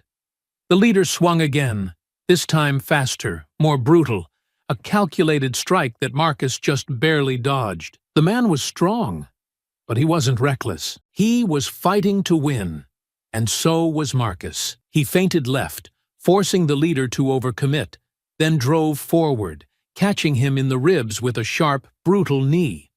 The leader grunted but didn't fall, instead locking onto Marcus's shoulders, slamming his forehead into Marcus's face. Stars exploded behind Marcus's eyes, pain flooded through his skull. But he refused to go down. He gritted his teeth, absorbed the hit, and came back swinging. His fist connected with the leader's throat. The man stumbled, coughing, his grip loosening just enough. Marcus seized the moment. He pivoted, yanked the leader's arm forward, and flipped him over his shoulder, slamming him onto the pavement with bone-cracking force. The leader gasped. Wind knocked from his lungs, but Marcus didn't let him recover. He dropped his knee onto the man's chest, pinning him down. The leader snarled, struggling, but Marcus didn't move, didn't ease up, didn't blink. The fight was over. And the Blooded Sons knew it. They were losing ground. The ones who had been so eager to burn Haven's Rest were now scrambling, retreating, dying. The hostages had turned into warriors. The town had become a battlefield, and the men who had come thinking they would conquer it were now running for their lives. Marcus exhaled, his grip tightening around the leader's collar. The man stared up at him, his lip curled in defiance, blood smeared across his face. "You think this means anything?" he rasped, his voice thick with exhaustion and pain. "You think this town is safe now?" Marcus didn't respond. He just drove his fist into the man's jaw one last time, knocking him unconscious. The war was almost over, but Haven's Rest wasn't finished yet. The night still burned, but Haven's Rest was no longer a battlefield. It was a hunting ground. The Blooded Sons had come to take. They had come to destroy, to raze this town until there was nothing left but dust and memory. They had believed themselves untouchable, had carried their hatred like a torch, meant to burn down everything in their path. But now, in the smoldering wreckage of their failed siege, they were running, and there was nowhere left to go. Marcus stood over their unconscious leader, his breathing even despite the exhaustion weighing on his limbs, his fists still aching from the force of the last blow he had delivered. He could hear it, the desperate scrambling sounds of men trying to escape, boots pounding against pavement, engines revving in a last frantic bid for survival. They had realized their mistake too late. Leon's voice came through the radio, sharp, focused. "They're trying to pull out. Looks like they're heading for the East Road, trying to get to the old highway." Darius responded instantly, his voice like stone. "That road's cut off. They're boxed in." Samuel, standing nearby, wiped blood from his face, his expression unreadable. "So, what's the play?" Marcus exhaled slowly, scanning the battlefield, seeing it not just for what it was, but for what it would become. "We end this," he said. Leon's chuckle was grim, humorless. "Copy that." They moved. The people of Haven's Rest had once been a quiet, peaceful town, a place where families thrived, where life had been carved out of resistance, built from the ground up by men and women who had survived too much to ever let something like this happen again. And now they stood shoulder to shoulder with the SEALs, armed, unyielding, refusing to let the enemy slip away. They had seen the kind of men who had come to destroy them, and they would not allow a single one of them to escape. Marcus moved through the wreckage, his rifle at the ready, scanning the streets, watching as the remaining Blooded Sons tried to scatter, breaking off in small groups, some tossing their weapons aside in surrender, others still clutching their rifles like they thought they could make a final stand. He spotted 3 of them slipping into a side alley, trying to flank around toward an abandoned car. Marcus sprinted after them. They had barely made it to the vehicle when he reached them, stepping into their blind spot, moving before they could react. The first one turned, raising his pistol. Too slow. Marcus grabbed his wrist, twisted hard, breaking the bone with a sickening snap before driving his knee into the man's gut, sending him crumpling to the pavement. The second one lunged with a knife, desperation overtaking reason. But Marcus caught the attack, sidestepped, and slammed the man's head into the car's shattered window, dragging him out as he collapsed, glass embedding itself in his skin. The third tried to run. Marcus didn't let him. A single shot rang out. Not a kill. A warning. The bullet shattered the pavement near the man's feet, and he froze, his breath ragged, his hands trembling as he slowly raised them above his head. "You don't get to leave," Marcus said, his voice quiet but absolute. The man dropped to his knees, knowing there was no escape. Across the battlefield, it was the same everywhere. Darius and his sniper teams picked off runners with unerring precision, their vantage points giving them complete control over the retreating forces. Leon and Samuel led the town's fighters in securing every exit, blocking off roads, trapping the last remnants of the Blooded Sons like animals caught in a cage of their own making. Some tried to surrender, and some didn't. Near the north side of town, one last group of gang members had huddled near a cluster of vehicles, their hands white-knuckled around their weapons, their eyes darting, searching for some kind of opening, some chance to break free, but there was none. Mayor Sarah Carter stood at the front of a dozen townspeople, their weapons trained on the remaining invaders. "You came here thinking you'd wipe us out," she said, her voice steady, unwavering. The voice of a woman who had spent her whole life preparing for a moment like this. "But this town's older than you, stronger than you. And after tonight, we're still going to be standing." The gang members shifted, looking between each other, debating whether to drop their weapons or die with them. One of them snarled, lifting his rifle. 12 shots rang out at once. The body dropped, lifeless. The others surrendered. By the time the first light of dawn began creeping over the horizon, it was over. The remaining Blooded Sons, the ones who had survived, were bound, thrown into trucks, their weapons stripped from them. Some were injured, some still bloody and gasping from the brutality of the night before. But they were all alive, because Haven's Rest wanted them to remember what had happened here. The SEALs stood in the center of it all, watching as the town secured what was left of the enemy, their work finally complete. Samuel exhaled slowly, rolling his shoulders. "Hell of a night," Leon chuckled under his breath, shaking his head. "Yeah, and they really thought this was going to go their way." Darius scanned the captured men, his gaze cold. "They thought a lot of things." Marcus remained silent, his eyes tracking the battlefield, committing every detail to memory. He wasn't satisfied yet, not until he knew for certain that the enemy was finished. Leon sighed, looking at him. "So what now?" Marcus exhaled, letting his gaze sweep over the town, the people standing together, whole, unbroken. "Now," he said, his voice quiet, firm, final, "we make sure this never happens again." The morning air was thick with the scent of smoke, blood, and the cold finality of battle. The sky had shifted from the deep black of night to a dull, muted gray, the sun creeping hesitantly over the horizon, as if reluctant to shine light on the destruction left behind. Haven's Rest still stood, but the scars of the war fought here would never fade. Marcus stood near the remnants of what had once been the main road leading into town, watching as the last of the captured Blooded Sons were loaded into trucks, their wrists bound, their faces bloodied, their arrogance long since shattered. Most of them were silent now, empty-eyed, staring at the dirt beneath them because they couldn't bring themselves to look at the people they had come to erase. Others still carried traces of defiance, jaws clenched, bruised lips curled, but none of them spoke, because they had nothing left to say. The remaining townspeople stood in clusters,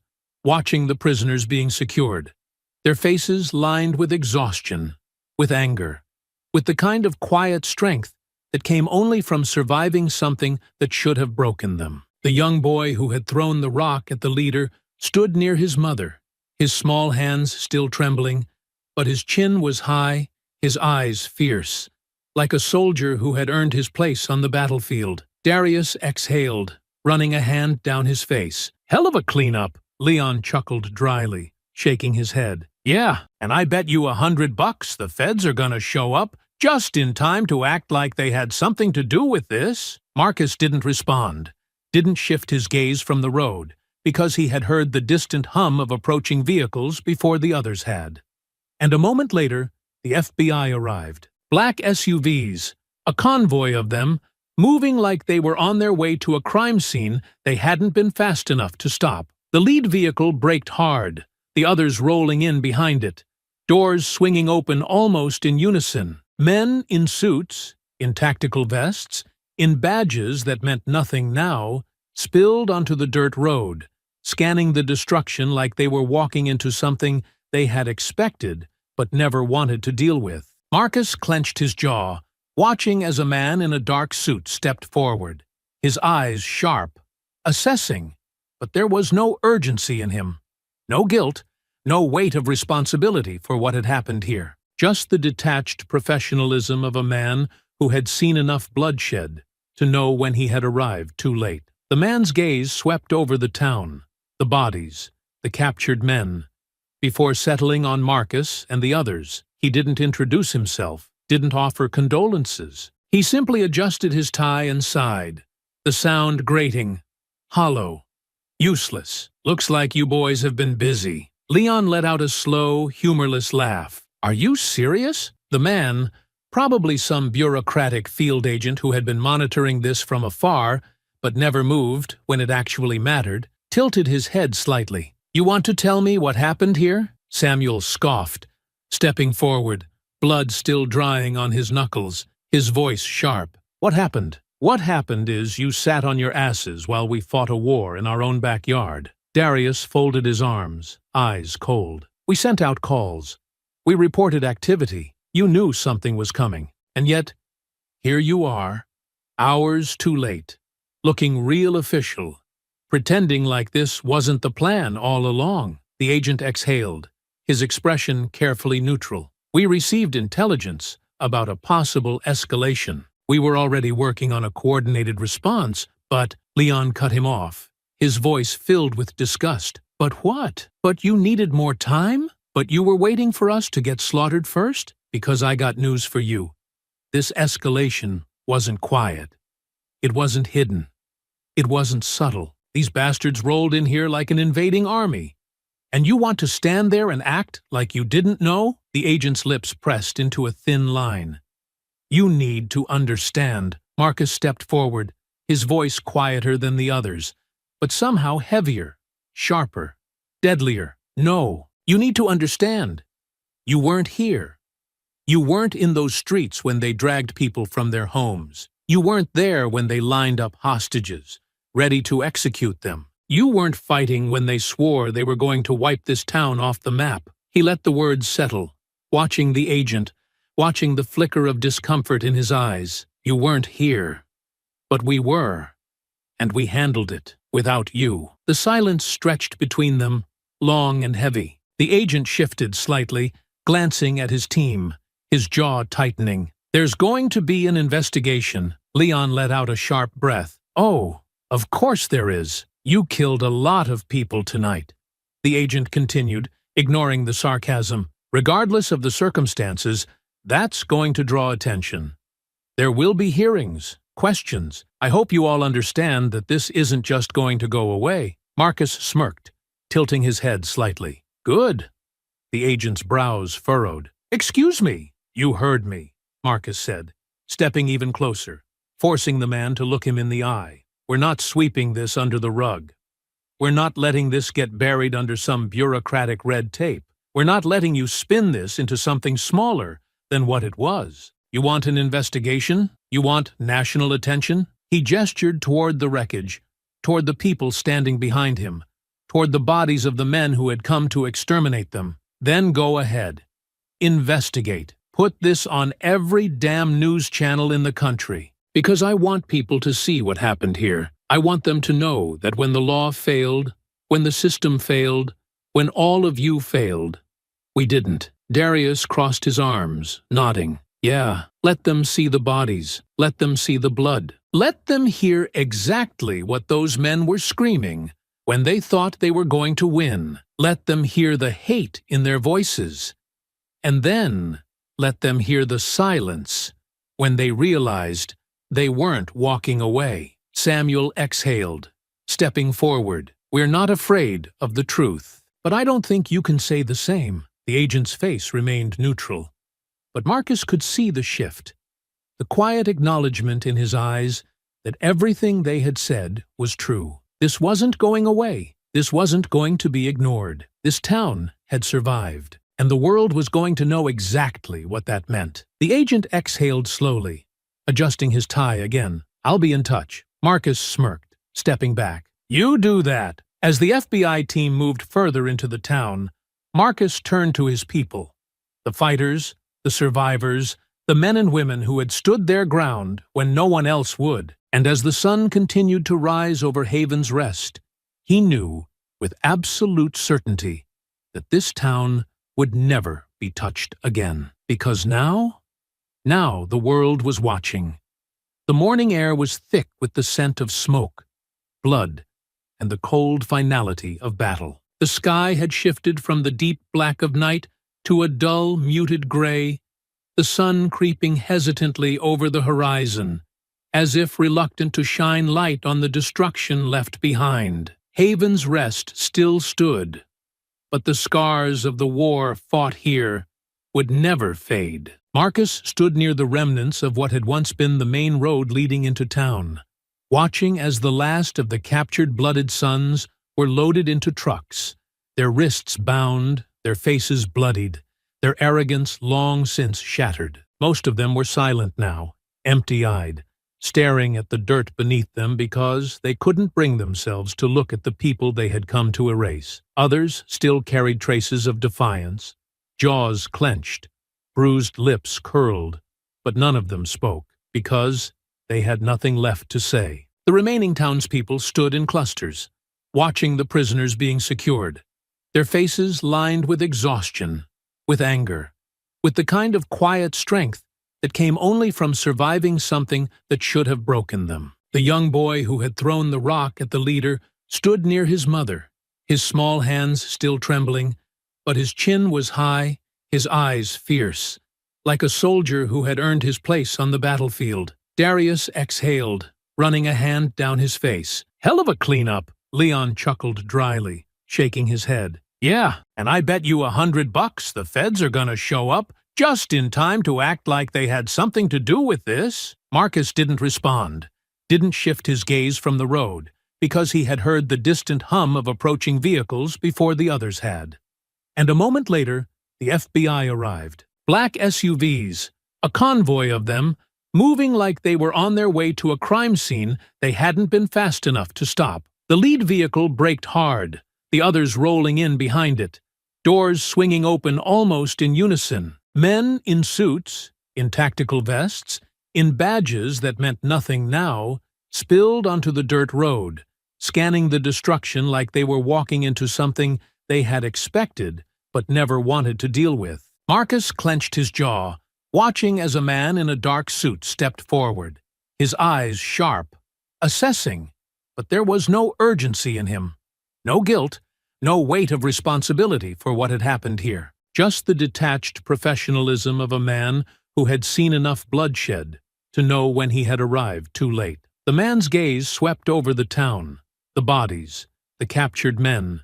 Before settling on Marcus and the others, he didn't introduce himself, didn't offer condolences. He simply adjusted his tie and sighed, the sound grating, hollow, useless. "Looks like you boys have been busy." Leon let out a slow, humorless laugh. "Are you serious?" The man, probably some bureaucratic field agent who had been monitoring this from afar, but never moved when it actually mattered, tilted his head slightly. "You want to tell me what happened here?" Samuel scoffed, stepping forward, blood still drying on his knuckles, his voice sharp. "What happened? What happened is you sat on your asses while we fought a war in our own backyard." Darius folded his arms, eyes cold. "We sent out calls.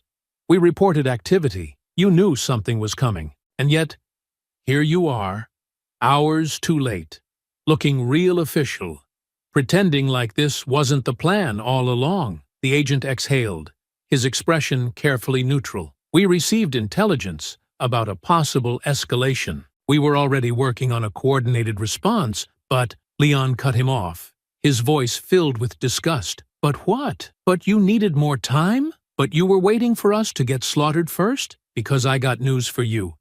This escalation wasn't quiet. It wasn't hidden. It wasn't subtle. These bastards rolled in here like an invading army.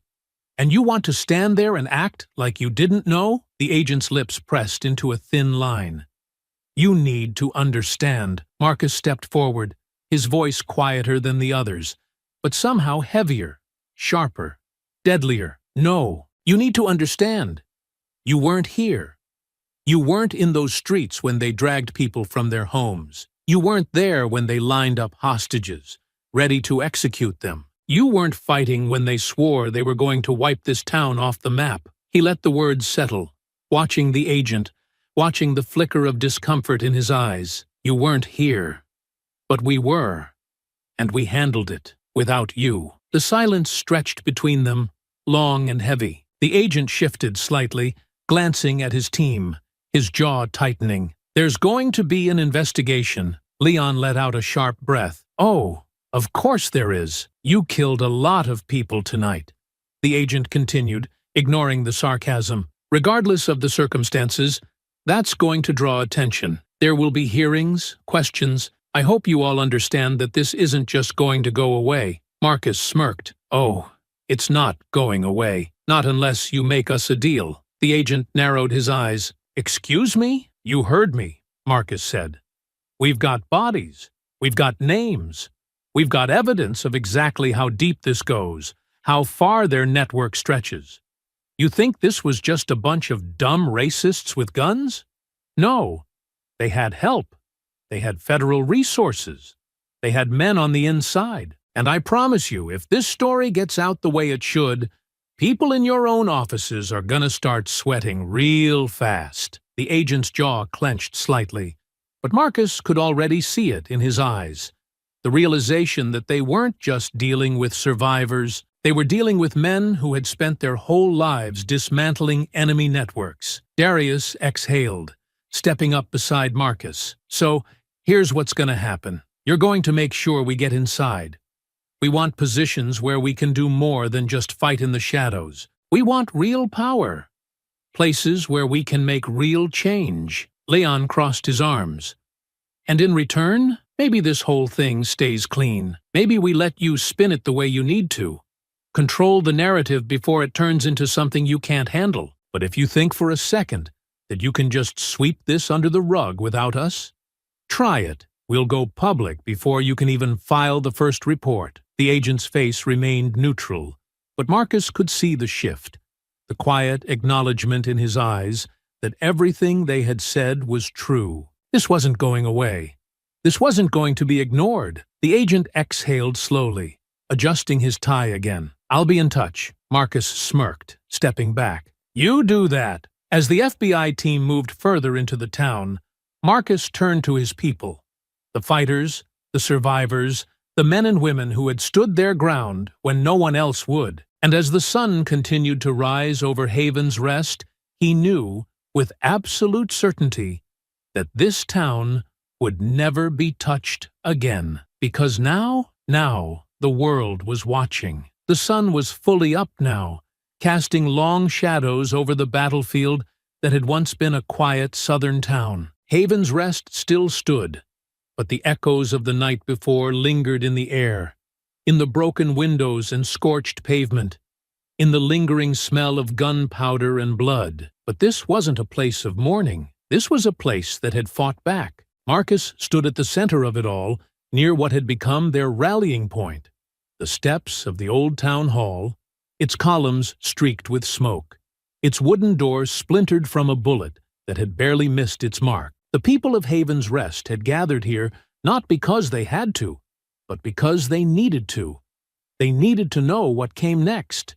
He could see it in their faces, the exhaustion, the grief, the simmering anger that had not yet settled. Some were bandaged, others bruised, but none of them were broken. These were not the same people who had watched their town be terrorized in silence, who had feared the night and the men who came with fire and hate in their hearts. No, these were warriors now. Marcus let the weight of the moment settle before speaking. It's over. They're not coming back. A murmur spread through the crowd, not of relief, but of acceptance. Darius stood beside him, arms crossed, his eyes sharp as they tracked the townspeople. "But that doesn't mean we just go back to normal," Leon exhaled, shaking his head. "No, because normal is what got us here in the first place." Samuel stepped forward, voice steady, even. "The FBI is here. Late, useless, but here. And we made it real clear that we're not letting them walk away without making this mean something." He let the words settle before continuing. "They're offering us positions, real power, places where we can start making the kinds of changes that keep things like this from happening again." There was a shift in the crowd, some murmuring in quiet surprise, others nodding, waiting for the full picture. Marcus scanned their faces. "It's not enough." Silence followed. "They don't want this to be a national story," he continued, his voice slow, measured. "They'd rather keep it quiet, package it up, wrap it in red tape, let it fade from people's minds like every other time something like this happens. But that's not happening. Not this time." Mayor Carter stepped forward, her presence just as commanding as his, her arms crossed, her expression unreadable. "How do we stop them from burying it?" Leon smirked slightly. "By making sure they don't get the chance." Darius nodded, stepping closer. "News crews are going to come. Hell, they're probably already on their way. We don't wait for them to dictate the story. We take control of it ourselves." A young woman near the front, her arms still wrapped in a makeshift sling, frowned slightly. "How?" Marcus met her gaze. "We show them the truth. We make them see exactly what happened here. We don't let them turn this into a story about a clash or a dispute. We don't let them water it down. We don't let them say both sides. We make sure that when the cameras roll, the world sees the reality, that this was a town full of black men and women who were targeted for no other reason than existing, who were meant to be erased, and who stood their ground and won." The murmur in the crowd grew louder, anger sharpening into something more focused, more determined. Samuel nodded. "We need to control the visuals. When those reporters get here, we make sure they see the aftermath exactly how it is. The bodies of the men who came to kill us? Still here. The bullet holes in our homes? Still here. The people who fought back and lived to tell the story? Front and center." An older man in the crowd, his face still bruised from the night before, shook his head. "And if they try to twist it? Try to make us look like the aggressors?" Darius smirked slightly. "Then we give them something they can't spin. We don't just give them a story. We give them names. Names of every single person who was here, who stood against them. Names of the men who came in here thinking they'd kill us all. Names of the people who made sure that didn't happen." Marcus exhaled slowly, his gaze sweeping across the gathered crowd. "And we make sure people know that this wasn't just about one town. This was about every town like it. Every place that's been threatened. Every place that's been forgotten. Every place that's been waiting for someone to fight back. We make sure the world knows that what happened here isn't just history. It's a warning." Silence followed, but this time it wasn't uncertainty. It was resolution. Mayor Carter stepped closer, looking at Marcus, then at the people behind him. "We'll need to coordinate. We need statements. We need evidence. And we need to make sure they can't drown us out." Leon chuckled. "We know how to run an operation. We'll handle it." Marcus nodded. "Good. Because this town fought too hard to let someone else tell its story." The sun had risen fully now, casting light on Haven's Rest, not as a town in mourning, but as a town that had survived. They would not be erased. And they would make damn sure the world knew it. The town moved like a single unified force, each person knowing their role, each step taken with deliberate precision. They had fought a war together. Now, they would make sure the world knew exactly what that war had been. The bodies had been left where they fell, a stark reminder of what had happened here. The blackened remains of vehicles still smoldered. Bullet-ridden walls stood like silent witnesses, and the blood staining the pavement had not yet been washed away. Because this was not a crime scene to be covered up. This was a battlefield that told the truth, and that truth would not be erased. Marcus stood near the line of captured men, watching as the blooded sons were forced to kneel, their hands bound behind their backs, their eyes downcast. Some were still stunned, struggling to process what had happened. Others carried the remnants of defiance, though that fire had dulled, flickering but not yet entirely extinguished. And then there was him, the leader. He had been stripped of his weapons, of his rank, of whatever twisted sense of power he had once carried. He was no longer a conqueror. He was a prisoner. The blood drying at his temple was the only thing marking his fight. But it wasn't the physical wounds that had undone him. It was the loss. Marcus crouched in front of him, meeting his gaze. "You lost," he said, his voice quiet but firm, letting the words settle, letting the weight of them sink into the man's bones.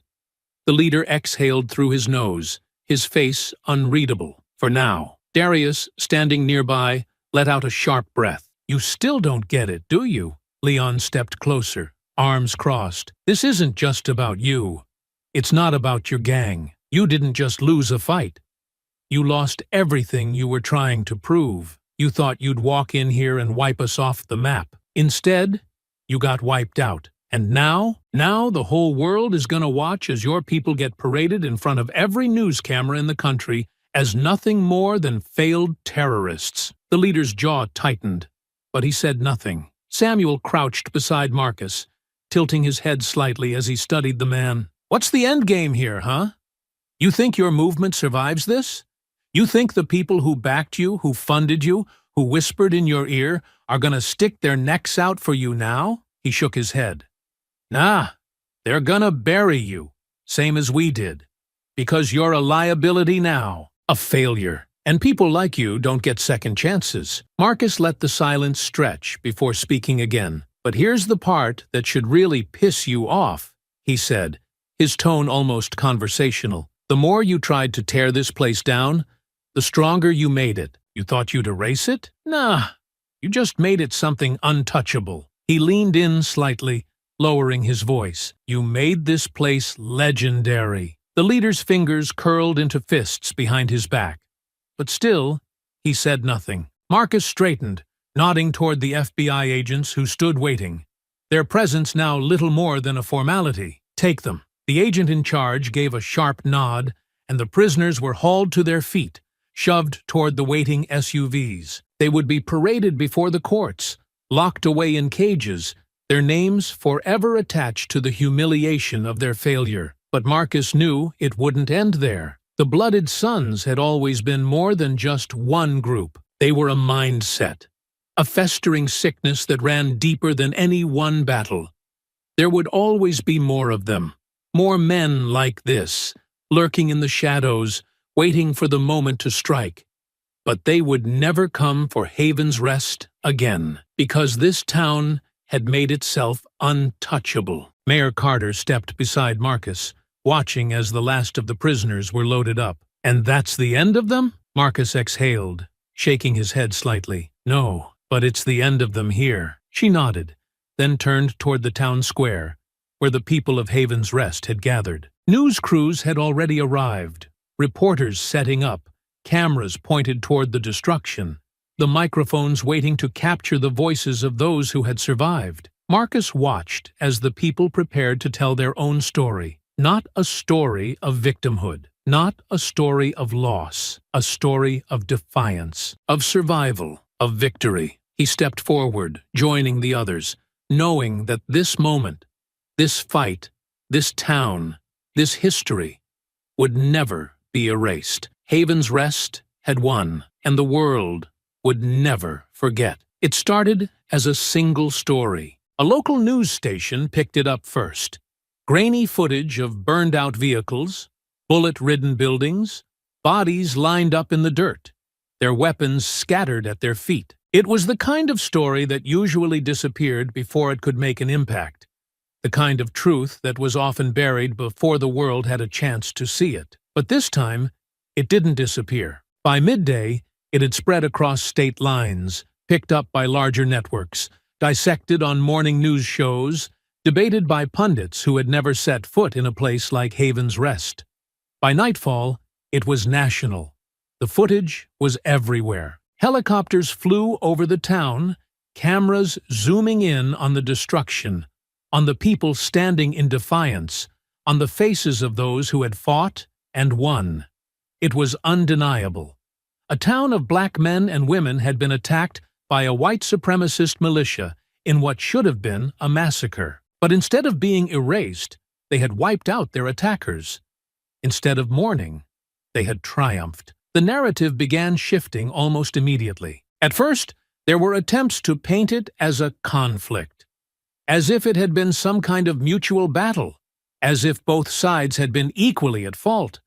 But the truth was too stark, too brutal, too obvious to be twisted. The interviews sealed it. The people of Haven's Rest did not let the cameras control the story. They told it themselves. A mother, standing in front of the charred remains of her home, spoke of the night she hid her children in a closet, while men broke down her door. An elderly man, his face still bruised, spoke of the moment he thought he would die. The moment he realized his town would not let that happen. The young boy, the same one who had thrown the rock, stood beside his mother, staring into the camera with eyes far older than his years. He didn't cry. He didn't smile. He just said, "We fought, and we won." And then there were the SEALs. The networks couldn't ignore them. 4 men, highly trained, warriors who had served their country only to find that their country wasn't ready to protect them. And when the questions came, when the reporters pressed, pushed, tried to spin, Marcus, Darius, Leon, and Samuel did exactly what they had planned. They told the truth. They didn't soften it. They didn't let it be drowned out in vague political discourse. They laid it out plainly. The Blooded Sons had come to erase a town. The government had known something was coming and had done nothing. The FBI and local law enforcement had stood back, waiting to clean up the aftermath, watching from a distance as if they weren't complicit in their silence. And that silence was the real crime. By the second day, the headlines had changed. Haven's Rest, the town that refused to die. Where was law enforcement? Black Navy SEALs saved town abandoned by government. The FBI tried to control the damage, but it was too late. They were being ripped apart on live television, their failures exposed in ways they couldn't contain. The local police department was even worse off. Journalists began uncovering links between officers and the Blooded Sons, exposing the quiet alliances that had allowed this to happen in the first place. Resignations followed. Careers ended overnight, and through it all, the SEALs became something else. They weren't just survivors. They were heroes. Public figures began calling for investigations. Politicians scrambled to get ahead of the outrage, demanding accountability. Celebrities spoke out. Activists rallied. Donations poured into Haven's Rest. Rebuilding efforts forming before the ash had even settled. And then the FBI came back. This time, they weren't late. This time, they weren't here to make excuses. They were here to make a deal. Marcus sat across from the same agent who had walked into Haven's Rest days before, back when the town was still smoldering, back when he had thought he was the one in control. Now, the man looked tired, beaten down by the weight of his own agency's failure. "You made this bigger than we expected," the agent admitted. Marcus didn't blink. "Good." The agent exhaled, folding his hands on the table. "We can't bury this. And frankly, at this point, we wouldn't even try. You put us in a position where we have no choice but to act. We need people on the inside, people with experience, people with your skill set. We're offering you full clearance, high-level operational roles, not just field work, real influence." Marcus let the words settle before speaking. "And what about Haven's Rest?" The agent hesitated. Leon, sitting beside Marcus, leaned forward. "No more surveillance. No more excuses. If anyone even thinks about coming back here, we get priority jurisdiction. The town gets federally protected status, and any organization that so much as looks in this direction gets shut down before it starts." The agent sighed, nodding. "Agreed." Samuel rubbed his jaw, watching the man carefully. "And what about the people behind this? We know this wasn't just the Blooded Sons. We know they had backing, money. Someone trained them. Someone supplied them. So what's your next move? The agent hesitated again. Marcus leaned in, his voice cold. Because if you're not making a move, we will. The agent exhaled sharply. We're working on it. Darius scoffed. Work harder. The silence stretched between them, but this time it was the FBI that was waiting for permission. Marcus finally nodded. We'll take the deal, but understand something. This isn't about politics for us. This isn't about bureaucracy. You put us in those positions, and we're not playing by the rules you're used to. The agent met his gaze. We know. The deal was done. Marcus stood, the others following. They had spent their entire lives fighting wars overseas, taking orders from men who only saw them as tools. This was different. This was their war now. As they stepped outside, the town was still alive, thriving in the aftermath of what should have destroyed it. People moved with purpose, rebuilding, organizing, standing taller than they had before. This wasn't just about Haven's Rest anymore. This was about every town like it. Every place that had been left to fend for itself. And they weren't done fighting. Not even close. I hope you enjoyed that story. Please share it with your friends. And subscribe so that you do not miss out on the next one. In the meantime, I have handpicked 2 stories for you that I think you will enjoy. Have a great day.